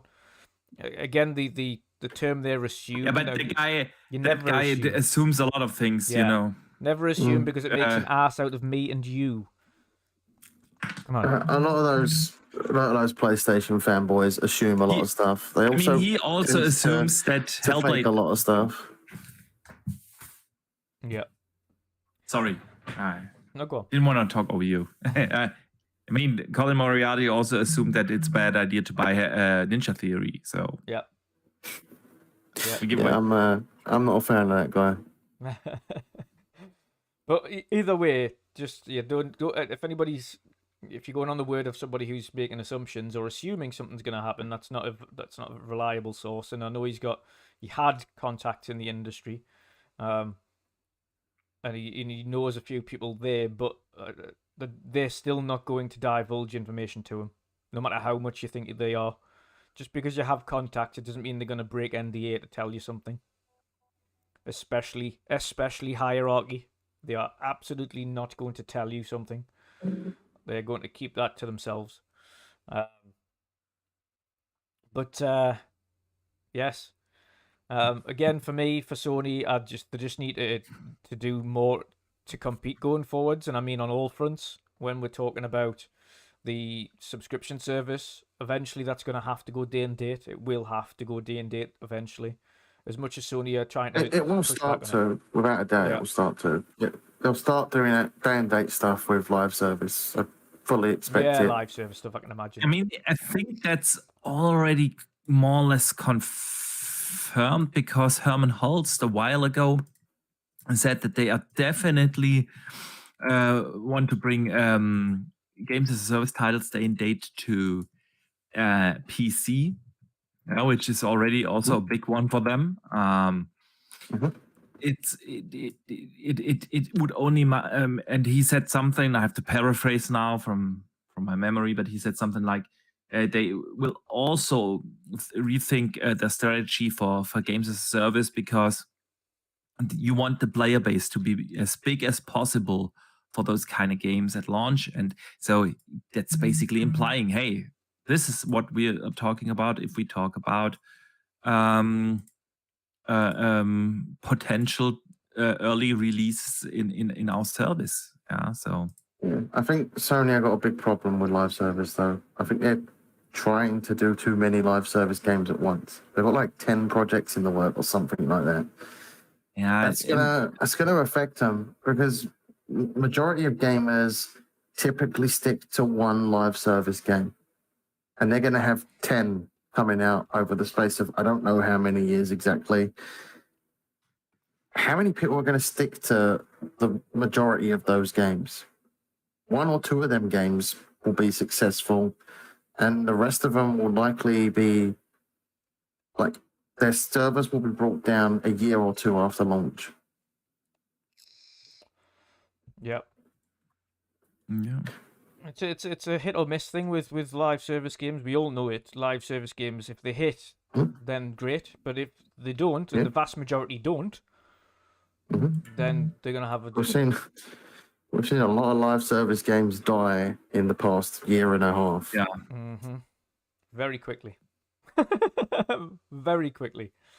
So it's a risk, and one that you've got to hope that Sony are mature enough to understand that not everything's going to work out, and if they truly want live service games to work for them going forward, they have to take the rough with the smooth, and the only way to do that is to stick with their plan. If they stick with the plan, then they might have 1 or 2, maybe 3 at a push live service games that end up with a good following that'll be worthwhile investing in long term, and then knock it on the head. Microsoft have got a couple of them now. They don't need any more, and I don't think they'll do any more. They've got the Sea of Thieves, that's perfectly fine. Forza Horizon is essentially a live service title to a point now. That's fine. You've got your Minecraft, which is continuous, always has been live service, and that'll continue that way. You've got Diablo, which is a kind of a live service game-ish. So they've got a number of ones there, but again, the likes of Diablo is one that's been there for a very long time. So no doubt it's going to be okay. But when you're starting something from the ground up, you need to differentiate yourself. Yeah. You need to differentiate yourself, and that's the problem. Like there already was, like the Sea of Thieves was the first proper big pirate like live service game, which is what differentiated itself from everything else. And then Skull and Bones attempted to do it, and they've just been an absolute clusterfuck ever since, trying to come up with something, and it just like it's been delay and delay and delay and delay, because all of the feedback is this is just not good enough. Like it's not gonna work, and that's the problem. Like all of these games, theoretically, for a live service game, need to be in a beta or an alpha point, and they need to have community input way before they launch. Otherwise, you're going to launch and it's going to be fucked immediately, because if it doesn't work when it launches, it's done. It's dead. Yeah. Sea of Thieves found out the hard way. Almost found out the hard way. If it wasn't for the fact that Microsoft said, just keep going, like, we'll back you up. We trust you to kind of fix this and bring the content, and thankfully they have.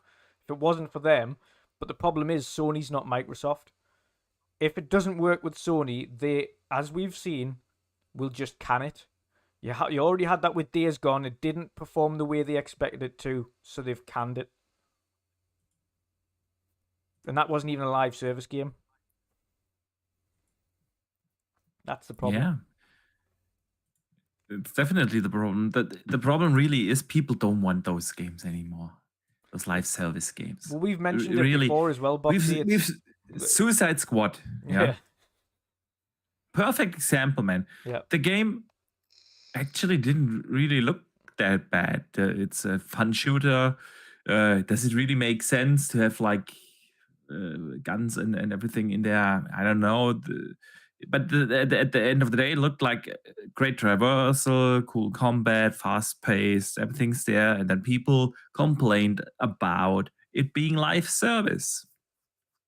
Yeah. Good, for good reason. Yeah, but the thing here really is people don't want those live games as a service titles. We have so many of them. We have them already. It's like, yes, of course, you still can have a hit and create a hit, but the chances that you do so are super, super small. Yeah, it's like even EA realizes that, and they are going really back to making more and more single player games because they know a good Star Wars game can sell gangbusters, a good Dragon Age can sell a lot of games. Yeah, like so even a company, yeah, that really makes a lot of bad decisions actually steps away from that. Yeah, so yeah, I don't know if that's the right strategy for the future, but it is their strategy. It is. Okay. It's yeah. We'll see how things pan out. We'll see how things pan out. Some good news that I want to talk about. There's a couple of little icons here before, and I know we're already almost 2 hours here. But a couple of awesome things. First of all, Forza Motorsport has been having pretty much constant updates here with regards to some of the features and its improvements over the time frame, and how it's going to get better, and how the series has improved. Now, Forza Irwin's been all over this like a rash. He's been looking at all the information, making sure he's been desperate to get his wheel update to see how the wheel support and feedback is. And I think he's pleasantly surprised. So they've been given an update this week and last week on a multitude of streams on the game and its improvements. They did a stream regarding the AI and the AI improvements, and then followed up with a stream regarding the technical improvements to the tire and the points of contact, as well as the road and the road textures, etc., and how they play off against each other, versus what it was like in Forza Motorsport 7. So in Forza Motorsport 7, it was very basic tire kind of mechanics, because every time they tried to do the interactivity between the road and the tires, it would cause a multitude of technical effects that ended up bouncing the car off into the distance, etc. So they couldn't kind of have the feel of the road previously as they've managed to do now. Previously, like I mentioned there, it was kind of smoothened off, so you wouldn't have the kind of effect that you would do on a multitude of surfaces. It wouldn't perform the way they hoped it would. So they had to kind of make it simplistic in the previous Forza Motorsport so that the game would work, essentially, and work well. Now, what they've improved this time round is, of course, the different types of tyres on cars, but also the amount of points of contact that the tyre touches the floor, so that it interacts better with the materials of the road, whether that be the hoardings and the tram lines on the side of the track, etc., to the kind of going on dirt or gravel, etc.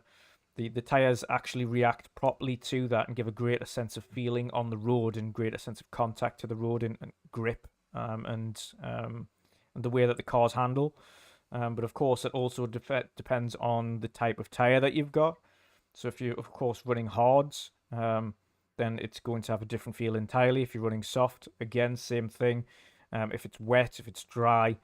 So there's a multitude of things to take into account here that they've drastically improved that will make the driving sensation even better than it was before, but also make the wheel performance better as well for those using sim racing wheels. Previously, because there was really poor point of contact between tire and road and different multi-surfaces, the feel of the wheel wasn't great. No matter how much you tweaked it, the sim racing wheels weren't great on Forza Motorsport, which is what a lot of the community disliked and obviously wanted improved.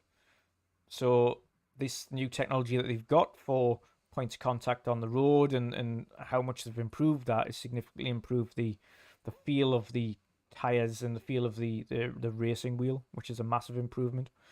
But also they showcased the improvements on AI, which makes it far more competitive, and each race will actually feel like a race now, and you won't just run away with it like it is currently. So if you're driving against the AI normally, it's pretty easy to kind of get in front of them and win, unless you intentionally put the AI on super difficult, in which case then it's impossible to win. There is no in that case, the AI isn't really driving better. In that case, the AI simply more or less gets kind of cheats. You know, like that's how they improve the difficulty. Exactly. So this time, the AI obviously does a lot of smart things. They actually drive better. That's the point. They use the car, its physics, its the road interaction, and everything a lot better. Yeah, it drives more like a person would drive essentially, and it does the racing lines like previously. The if you have a look at the way the cars drive, etc., like the cars didn't really use the racing lines and go off the track and things like that for the AI cars, and they would make really strange decisions when it comes to kind of what lines they took. So you'd kind of try to go on the inside line, and then the AI car would just cut you up, even though they've got no need to. She couldn't overtake them, wasn't legally anyway, without kind of getting penalties or anything like that, or ramming them off the track. So they've improved that, so the cars do things a little bit more realistic as it would be in an actual race. So big improvements, and it's step by step. It's looking like Forza Motorsport is going to be that next big sim racer that the Forza community's really asked for. Pat, what do you think? What do you think of these improvements that you've seen so far?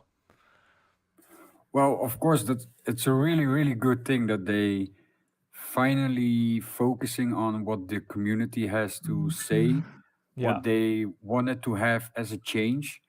And I think these kind of improvements and these kind of changes will definitely be a game changer in Forza Motorsport. Because like you said, they finally fixed, or they make it way better when you hit the curbs and that kind of stuff. You know, like it feels more realistic. Recently, I've been playing Forza Motorsport 7 with my steering wheel, but really need to get used to it. You know, because I'm not like a sim racer or some sort. But I already like Forza Motorsport 7. And to be honest, I cannot wait for this Forza Motorsport to come out and try it out, man, because the AI is way better. It will be more competitive, like you said. And that's also going to be a big improvement in the game. So yeah, this it's good that they really listen to the community for things that they need to change or make it better and stuff. Yeah, absolutely, absolutely. It's been well needed.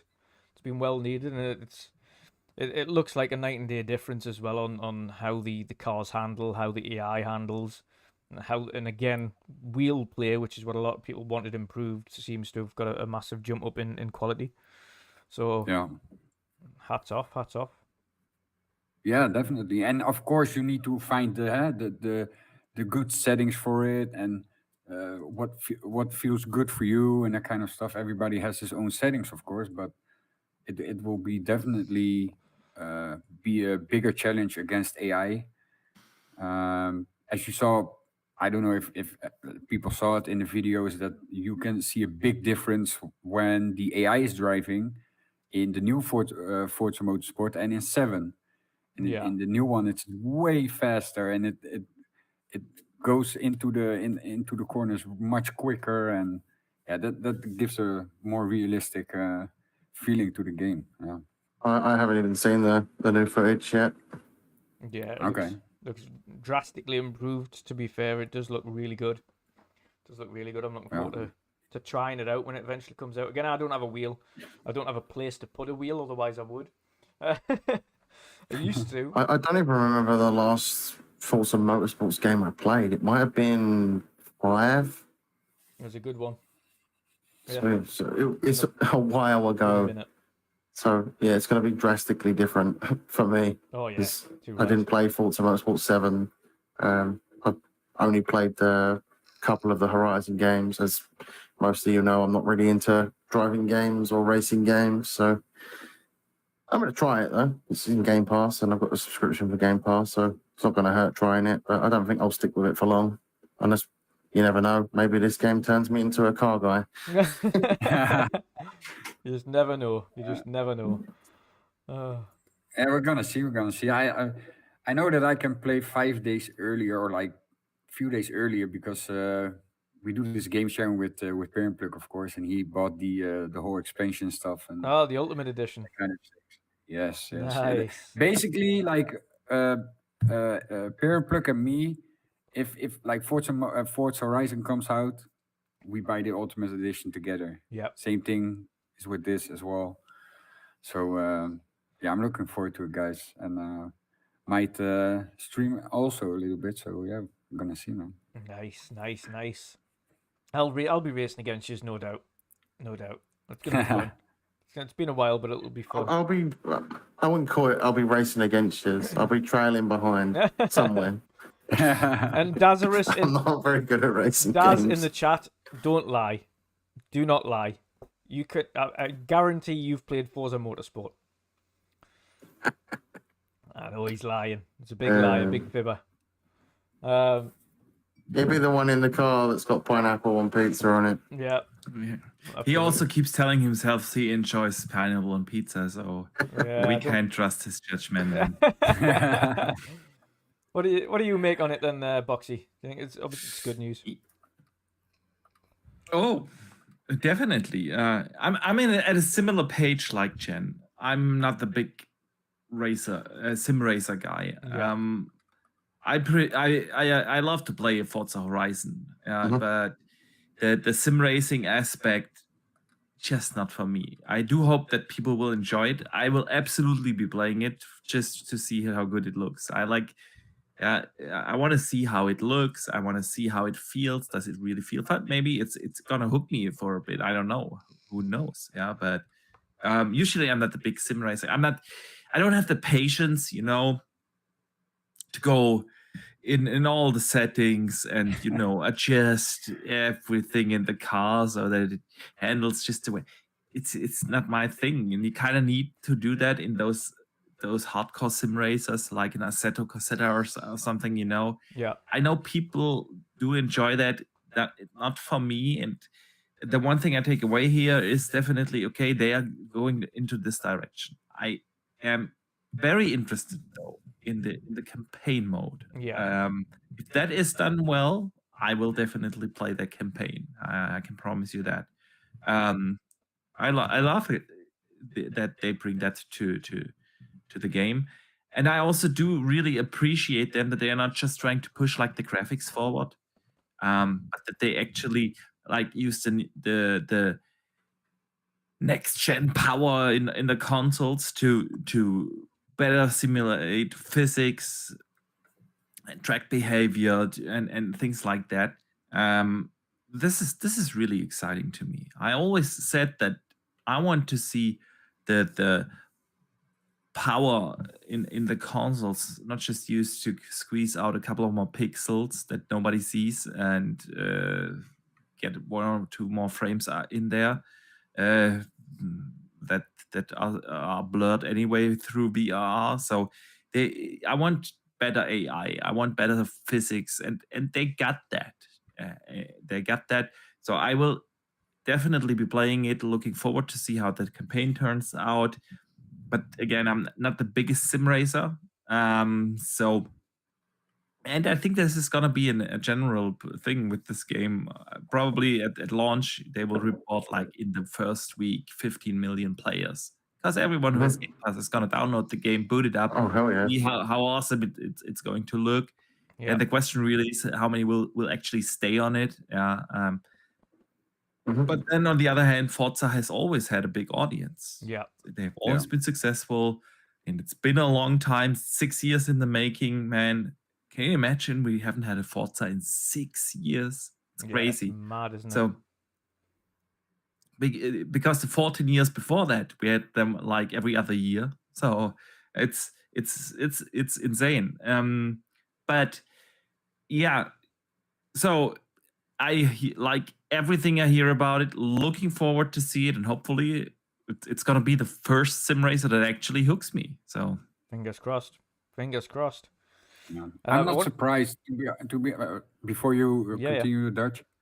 I'm not surprised that this Forza Motorsport maybe will be like also be on a competitive level. You know, like yeah, something like esports, because Yeah. I can see that happen with this game. You know, but that's my feeling. You know, like they've worked so hard on this game that if you already see how it looks and how it plays and stuff, then probably it will be like on some kind of competitive level. If it's online or like on some kind of showcase or event or something like that, you know. Yeah, completely agree. I totally agree, man. Absolutely. And fingers crossed. I want to give a quick shout out as well because I nearly forgot there, but I've just went back. Shout out to Buck as well, who donated $5 super chat at the end of my Coffee Talk stream last time that I didn't get to because it was in the closing outro screen. So shout out to him as well for the $5 super chat. But yes, last topic we're going to get to today, chaps, and then we'll wrap the show up, is Xbox and Bethesda confirming that they're going to have the biggest ever presence at Gamescom this year, and have a few more things to talk about as well close at the time. Now, of course, I mentioned earlier on in the year that they've still got numerous events to come to, that they've still got things to show off, still got things to talk about. And it's clear, of course, you don't have the biggest ever show floor presence and not have something else to talk about there as well. So, Boxy, being the other gentleman that I'm going to Gamescom with, what are you hoping to see? Yeah, I mean, we know what's going to be there. Starfield and Forza. I mean, Starfield is going to come out, a week later after Gamescom, at least in early access. So 100%, that's going to be big. Gonna be probably the reason why this is their biggest presence ever at Gamescom, because they will have hundreds of consoles or PCs there for people to play Starfield. They will have a big booth, like, you know, all the statues and everything. This is gonna be definitely one big thing. And Forza is obviously going to be there. Yeah, with full sim racing rigs. Yeah, absolutely, absolutely. I hope you guys have enough time to play. Like you said, probably they have Starfield booths and stuff. I hope you have enough time to play, like, quite some time, you know. Not like for 20 minutes, because in 20 minutes you cannot like really play a game like that, you know. So it's so true. For you guys, it's gonna be an hour or something. Yeah, we shall see. Like for me, with things like Forza, I can easily do one race and think, yeah, okay, I understand it. I know the feeling, so I'm good. Makes sense. Like next, you played this before. This time with better physics and graphics, but yeah, I get that. And I don't know what you can play in Starfield in 20 minutes. You know, to really. But at the very end of the day, that's gonna be the case. Yeah, they have hundreds of thousands of people there. Obviously, you're not gonna play for hours. What else are they going to show? I'm still hoping for a Stalker 2 to be there. If it's not playable, have like a demo or something ready. Is it still mentioned that it's coming this year? They haven't said otherwise. Yeah. Then I still think I'm going to go with what I originally said. I think that could possibly be a type of shadow drop sort of thing. Yeah. I wouldn't say it'd be on the day, but they might say a month, At least 2 weeks to a month. Yeah. That could be out. Yeah, I could see that. Or even just at the release date. But the thing is, it's really, Gamescom is Europe focused. They are a European based studio. They have been in bed with Microsoft. They said during E3 phase, hey, we're not going to be at this showcase season because we are hard at work for a reveal later this year. Yeah. So, yeah. I think the next time that's revealed, we're going to get an official release date for that. Or, like I said, possibly a shadow drop in some way, shape, or form. So I could see that happening there. And then I would assume they will have their Sea of Thieves there. They will have a Elder Scrolls Online thing there, something like that. And I'm still hoping. I'm still hoping for that development direct that they're gonna do live from FanFest or whatever over there. So yeah, I don't think we will play Hellblade or see Avowed or the other games that are coming in 24. They will definitely focus on the stuff here. Age of Empires 4 for consoles is still like a question mark. Is it coming this year? It is coming this year. We Maybe. do know that. So that could be. Yeah, well, they said that, but then they haven't announced it yet. So it's like we don't know. It could easily get pushed into 24 by this time, but maybe that's there. Yeah, I think that they will. I would think like they will advertise the hell out of Starfield. FanFest is going to be centered around that. I mean, Starfield is the biggest launch that they have probably ever had, and this game comes out a week after. Like, literally, we're gonna be swimming in swag from Starfield, Dutch. yeah. I can tell you that. Yeah. For me, again, I'm hoping, and again, I think reading between the lines, they're going to have some form of show there as well, because they haven't announced it yet, but they keep saying keep an eye out because we've got more stuff to talk about, and this is our biggest event. Like, this is our biggest kind of show floor event we've ever had, our biggest presence. We've got like more things coming, so keep an eye on the socials. So I think they're going to have, as you mentioned, a developer direct of some form, but I also think they're going to show off a game that we haven't seen yet.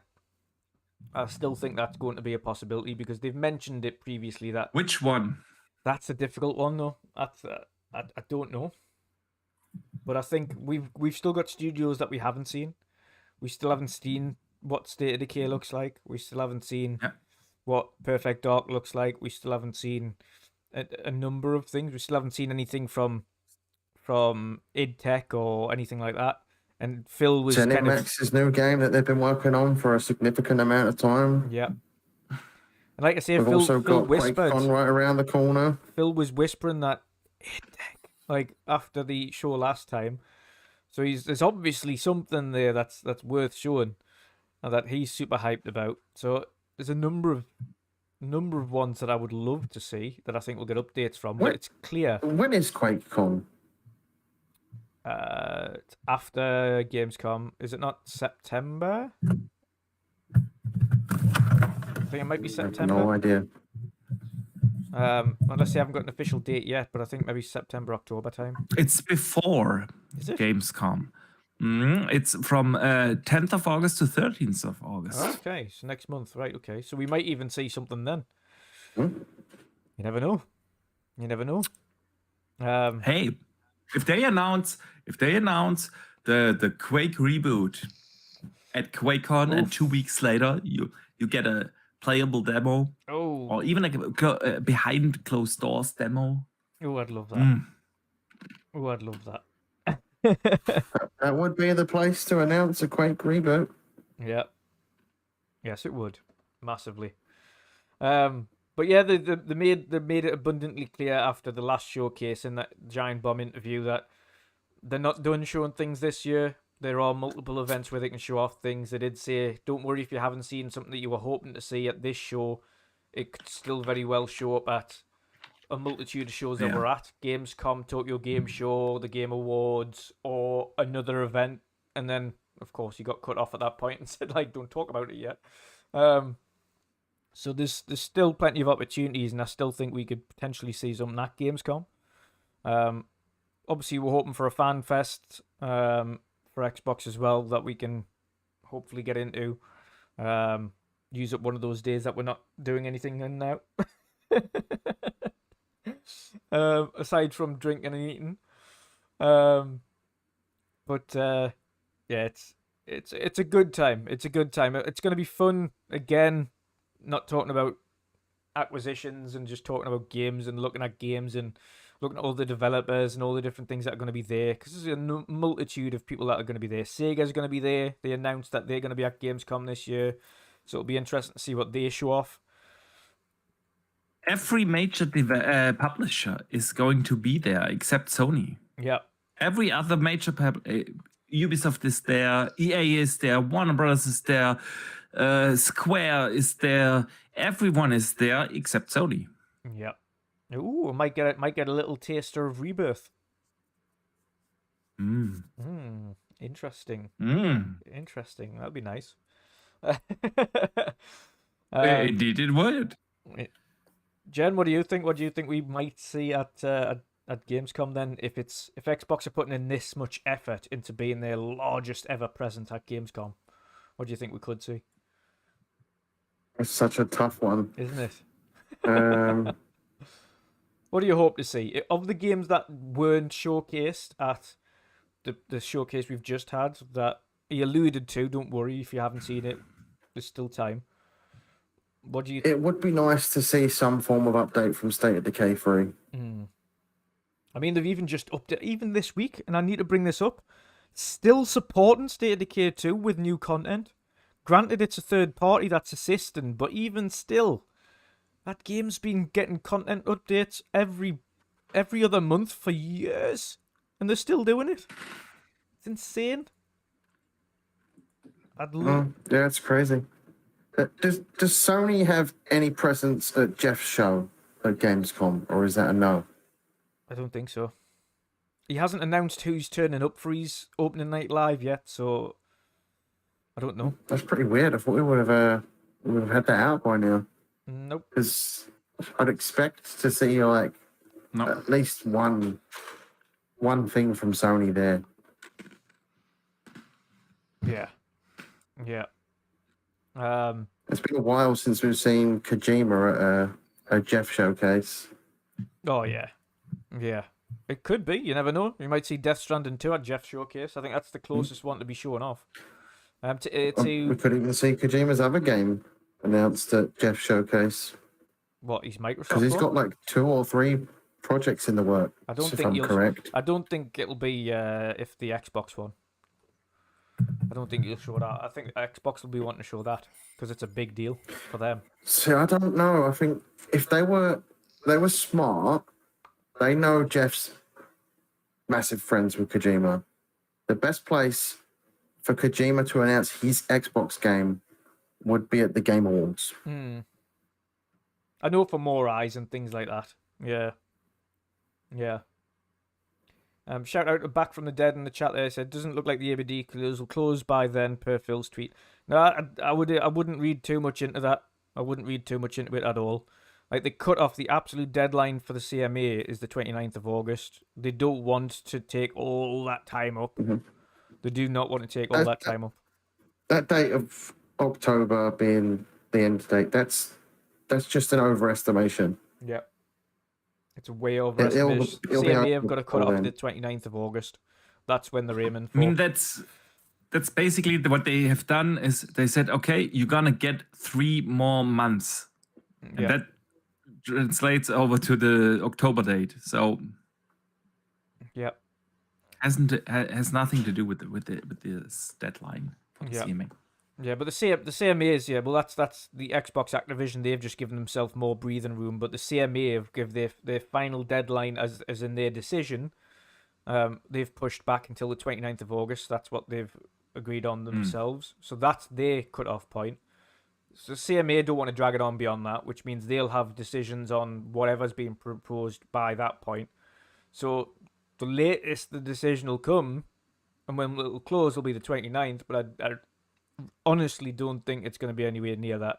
I think it'll probably be, even maybe Gamescom week, we'll see that wrap up and close, and you could see some form of announcement regarding Games Pass edition, editions from ACTIBLIZ going in there as well at that point. That would be the perfect identity for them, or the ideal thing is, let's get this wrapped up quick enough so that we can put something like that together for Gamescom or whatever fan fest or direct that we have there, is we can have that little announcement saying, listen, all these games are now in Game Pass via back compat or whatever it is. But yeah, I think if the deal is closed before Gamescom, I expect to see some form of that round table type thing they did with Bethesda. Yeah. That could even be live. I mean, that would be absolutely awesome, but I think it takes a while to prepare those. They're not just gonna do that willy-nilly. I think that's they are going to prepare that, or have to prepare it a little longer. Yep, but who knows? That could even be Who some knows? form of Yeah. live thing. Maybe they already have that worked out, like behind the scenes for the case that the deal actually closes. Yeah. Like I say, I've said this before. I think the only reason they could go to the cat and say and push the way that they pushed is if both parties had a framework agreement in place that they knew would work, but they couldn't finalize until cap was paused. That's the only reason they were both pressing so much, because they've obviously had discussions. They've got something there that they both think will be fine and will work, but they can't finalize anything without the judge saying, yes, okay, pause, which he has done now. So I think this is why we'll see a kind of quicker turnaround. I think they've already got an agreement essentially in place. They just need to put that into a physical format, and that's what will be taking the time. But I don't foresee that taking any longer than a matter of weeks. So, yeah, I think we'll be good there. But yeah, I think I'm kind of in agreement with Jen on what I hope to see there. I really hope to see State of Decay. I equally want to see Perfect Dark, to be fair. I do really want to see what Perfect Dark is at this point. And how far along they are, even if it's kind of this is a kind of a bit like they did with Clockwork. Like surprisingly, that was in due time, even though it looked one of the furthest along games. Like that actually presented really well. So if they do the same with Perfect Dark, where it's a case of, okay, this is a good little glimpse of a slither of one of the levels we're working on. That's all we can show. Or if they do like a segment like that where it has gameplay clips throughout there put into a segment, I'm more than happy with that, even if it's a 25, 26 game and they can't put an official date on it, just to be able to see it and see what that is at this point and know it's in a good condition. I'll be happy with that. But yeah, I think at this point, State of Decay and Perfect Dark are my two ones that I'd love to see really be spoken. I want to see State of Decay the most because I want to see what that game looks like now that the Coalition have been helping with it. And on Unreal Engine 5 as well. Mm. Yeah. So that's why I'm excited the most for State of Decay, because if Coalition have been working on it, they're probably one of the biggest experts in that engine. So that intrigues me a lot. I can't wait to see State of Decay 3 because of that. Oh yeah, absolutely. Completely agree. Patchu, Yep. what do you want to see at Gamescom? What do you want to see? What do you want us to show you at Gamescom? I wish I could be there, guys. Really. I Next wish I year, could be next there, year, but Pat. We'll drag you next year. who knows? Who knows? Yeah. Um. Well, I do really like to see maybe something from Indiana Jones. I know it's a It's a good you know shout. like It's a good shout. You just never know. it's yeah, exactly. But it's at this at this time it's really difficult to say. Of course, I want to see you guys if you can or not. I want to see some gameplay of Starfield, guys, because Yeah, yeah. We'll that's definitely that's try and one grab thing I want to something. see. Yeah. Yeah, man, yeah, and I don't know. I have the feeling that probably they will shadow drop some kind of game. I don't know what, but yeah, I have no idea. They're gonna announce something there, Yeah. something crazy that nobody expect. But yeah, it's really difficult to say because, like you said, it's also one of the biggest events in Europe, of course, or in the world. I think. Yeah. The biggest event in the Yeah. world. Yeah, exactly. So yeah, this is.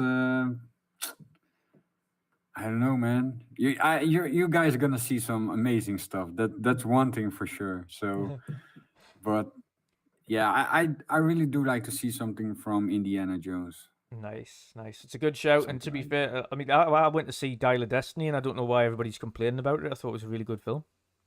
Really enjoyed it. It was a typical Indiana Jones film. Nice bit of humor in it. I like the ending. To be fair, I'm not going to speak about it for those who haven't seen it, but I like the ending. I liked how it wrapped up and the way it wrapped up. He's getting old, man. He's really old. The fact that he managed to pull this film off anyway, and with his age, and do kind of what he did on screen and act the way he did, it's a testament to himself. He's done a really good job. So, and he was really passionate about it as well with the character and wanting to be on the big screen for one last time and wanting to wrap up the story in a good way. And I think it was a good ending to it. So I hope the game can also do the franchise justice, and Machine Games of anybody, I think will be able to pull that off. So fingers crossed. When we do see it, it's going to be awesome. I hope it is soon. Definitely. Oh. Amen to that, man. But yeah, it's gonna be I mean, of course we got the disappointing news earlier today, but it's still gonna be a fun time. We're still gonna have Yeah.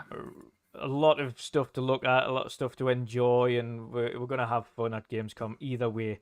I know we'll make sure of that. So yeah, watch Most out. certainly. Even on the channel, I'm gonna do the best we possibly can to get as much stuff recorded and as much stuff kind of created for our channel and communities to show off to you guys. So keep an eye out when we do. We'll do our best, and if we do manage to get into opening night live and FanFest, then if it's announced, then of course we'll bring content from that as well. But gents, we'll wrap this show up. Mhm. It's been a nice when that transition eventually goes through. Jesus, what happened there?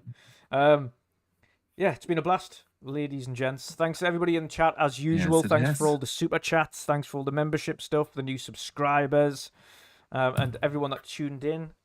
Please, if you did enjoy it, like, share, and subscribe. It helps the channel significantly. And to all new subscribers from Coffee Talk and onwards, I hope you enjoy that as well. I'm glad to see people are enjoying Coffee Talk and these spontaneous kind of one-on-ones that I'm doing there. And at times when Boxy's available in the future, if something happens, then we'll drag Boxy on for a coffee talk and just lay it out spontaneously. But it's because of things, when news like that happens, it's quite hard to pull everybody together in very quick succession because everybody's work patterns are so all over the place. Something you just can't do. So, hey, it is what it is. But yeah, in future, if people are available for coffee talks, you might see other faces on there. But it's been a good little addition, and I'm looking forward to doing more of them in the future. But gents, it's been a blast as always. We'll wrap this show up. Yes, it has. Boxy, Yeah. Boxy. Let people know where they can find you, brother, and what you've got coming up. I mean, it's super easy to find me, Boxenberger, everywhere. So yeah, we will have the World of Gaming tomorrow. We will have Web Dave as a guest, which I'm really looking forward to. It's the first time that he's on the show. It's gonna be fun. We have some great topics to talk about. This week there were a lot of interesting smaller news bits, but we will have a great conversation tomorrow. There's so much to talk about. So yeah, definitely tune in tomorrow, 2 p.m. Eastern, 7 p.m. UK time, or 8 p.m. Central Europe. It's gonna be fun. Other than that, I will be around everywhere, especially on Diablo. So Yep. yeah, man, looking forward to it. Awesome stuff. Awesome stuff. Next up, Patchu. Yeah. What you got coming up, brother? And where can people find you? Well, you guys can, of course, find me on Twitter, main handle where I post all the kind of stuff. Instagram, same thing. And what do I have coming up? You can find me on Twitch, of course. But we're going to have some changes. Like I said earlier before, I'm going to set up the YouTube streaming. So I'm going to try do some stuff there and going to see how it goes. But need to fix some stuff first before setting it up and all that kind of stuff. But and what I have coming up, I really have nothing planned yet because work started again. So yeah, it's difficult to say if I'm gonna stream or not. But you can always catch me live on Twitch. Yeah, I've been grinding on Modern Warfare 2. That's basically the game that I'm playing right now. Really much.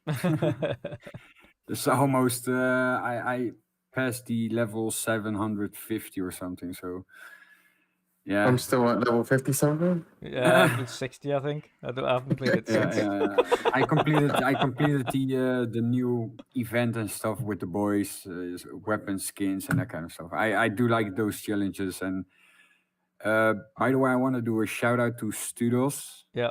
He's not in the chat. I saw, but we had a blast last time on Warzone. We had this like Easter egg challenge that they put it in Warzone. Yeah. And it was pretty difficult, but eventually me and Studos, we got it, and we got an exclusive skin in Call of Duty right now. It's not exclusive, but only if you complete the challenge, of course. But man, it was a grind, and I did like that. So unfortunately, it wasn't on stream, but next time I'll try stream it, man, because those kind of things are pretty cool for I content. need to reinstall that and get on with you and Stu. Stu keeps asking me to get on, and Yeah, every he's asked time me he as well. mentions it, I've not got it installed. So I need to get it back on the hard drive and get on it for a bit, because it's been a while. I'll probably play a Last little time I bit of played that was Warzone. like Yeah, like Jen, I'll probably play a bit of Warzone, but I don't think I'd play anything else.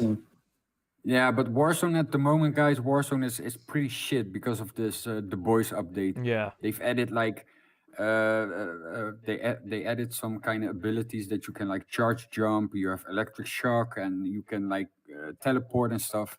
I hope this goes away quickly out of Warzone, because it destroys the whole kind of vibe It kind of ruins it. that you have. Yeah, it ruins it. You know, it's fun to use for a certain amount of time, but please get rid of it when the season ends, because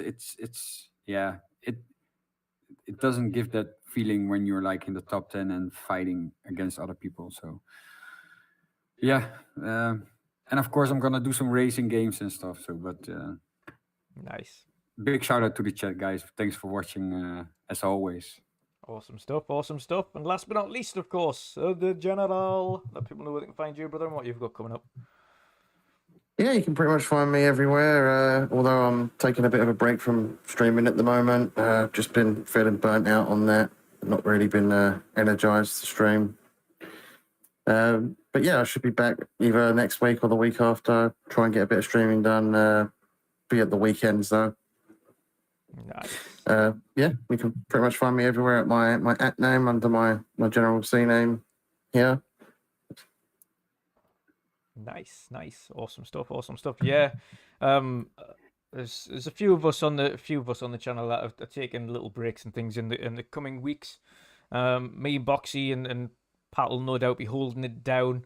And when people come back, then they come back. But as always, of course, health is wealth, and of course we want to make sure everyone's in prime condition. So when they're ready to be streaming and active again, then that's great. As long as they're okay in every other sense of themselves first. That's what matters most. But thank you again to everybody for joining us. Hope you have an awesome evening. Enjoy your gaming. Of course, you can find me everywhere at WandrinDutch, prime time, or later on this evening with Boom and friends. And of course, you never know, there could be more news popping up soon, then I'll have to do a coffee talk. But yeah, other than that, you might see me streaming soon, as I mentioned, some Final Fantasy VII Remake again. So I'm going to do a replay on that. So until then, chaps and ladies, have an awesome evening. Please like, share, and subscribe. And until next time, see you later. Goodbye. See you later, guys.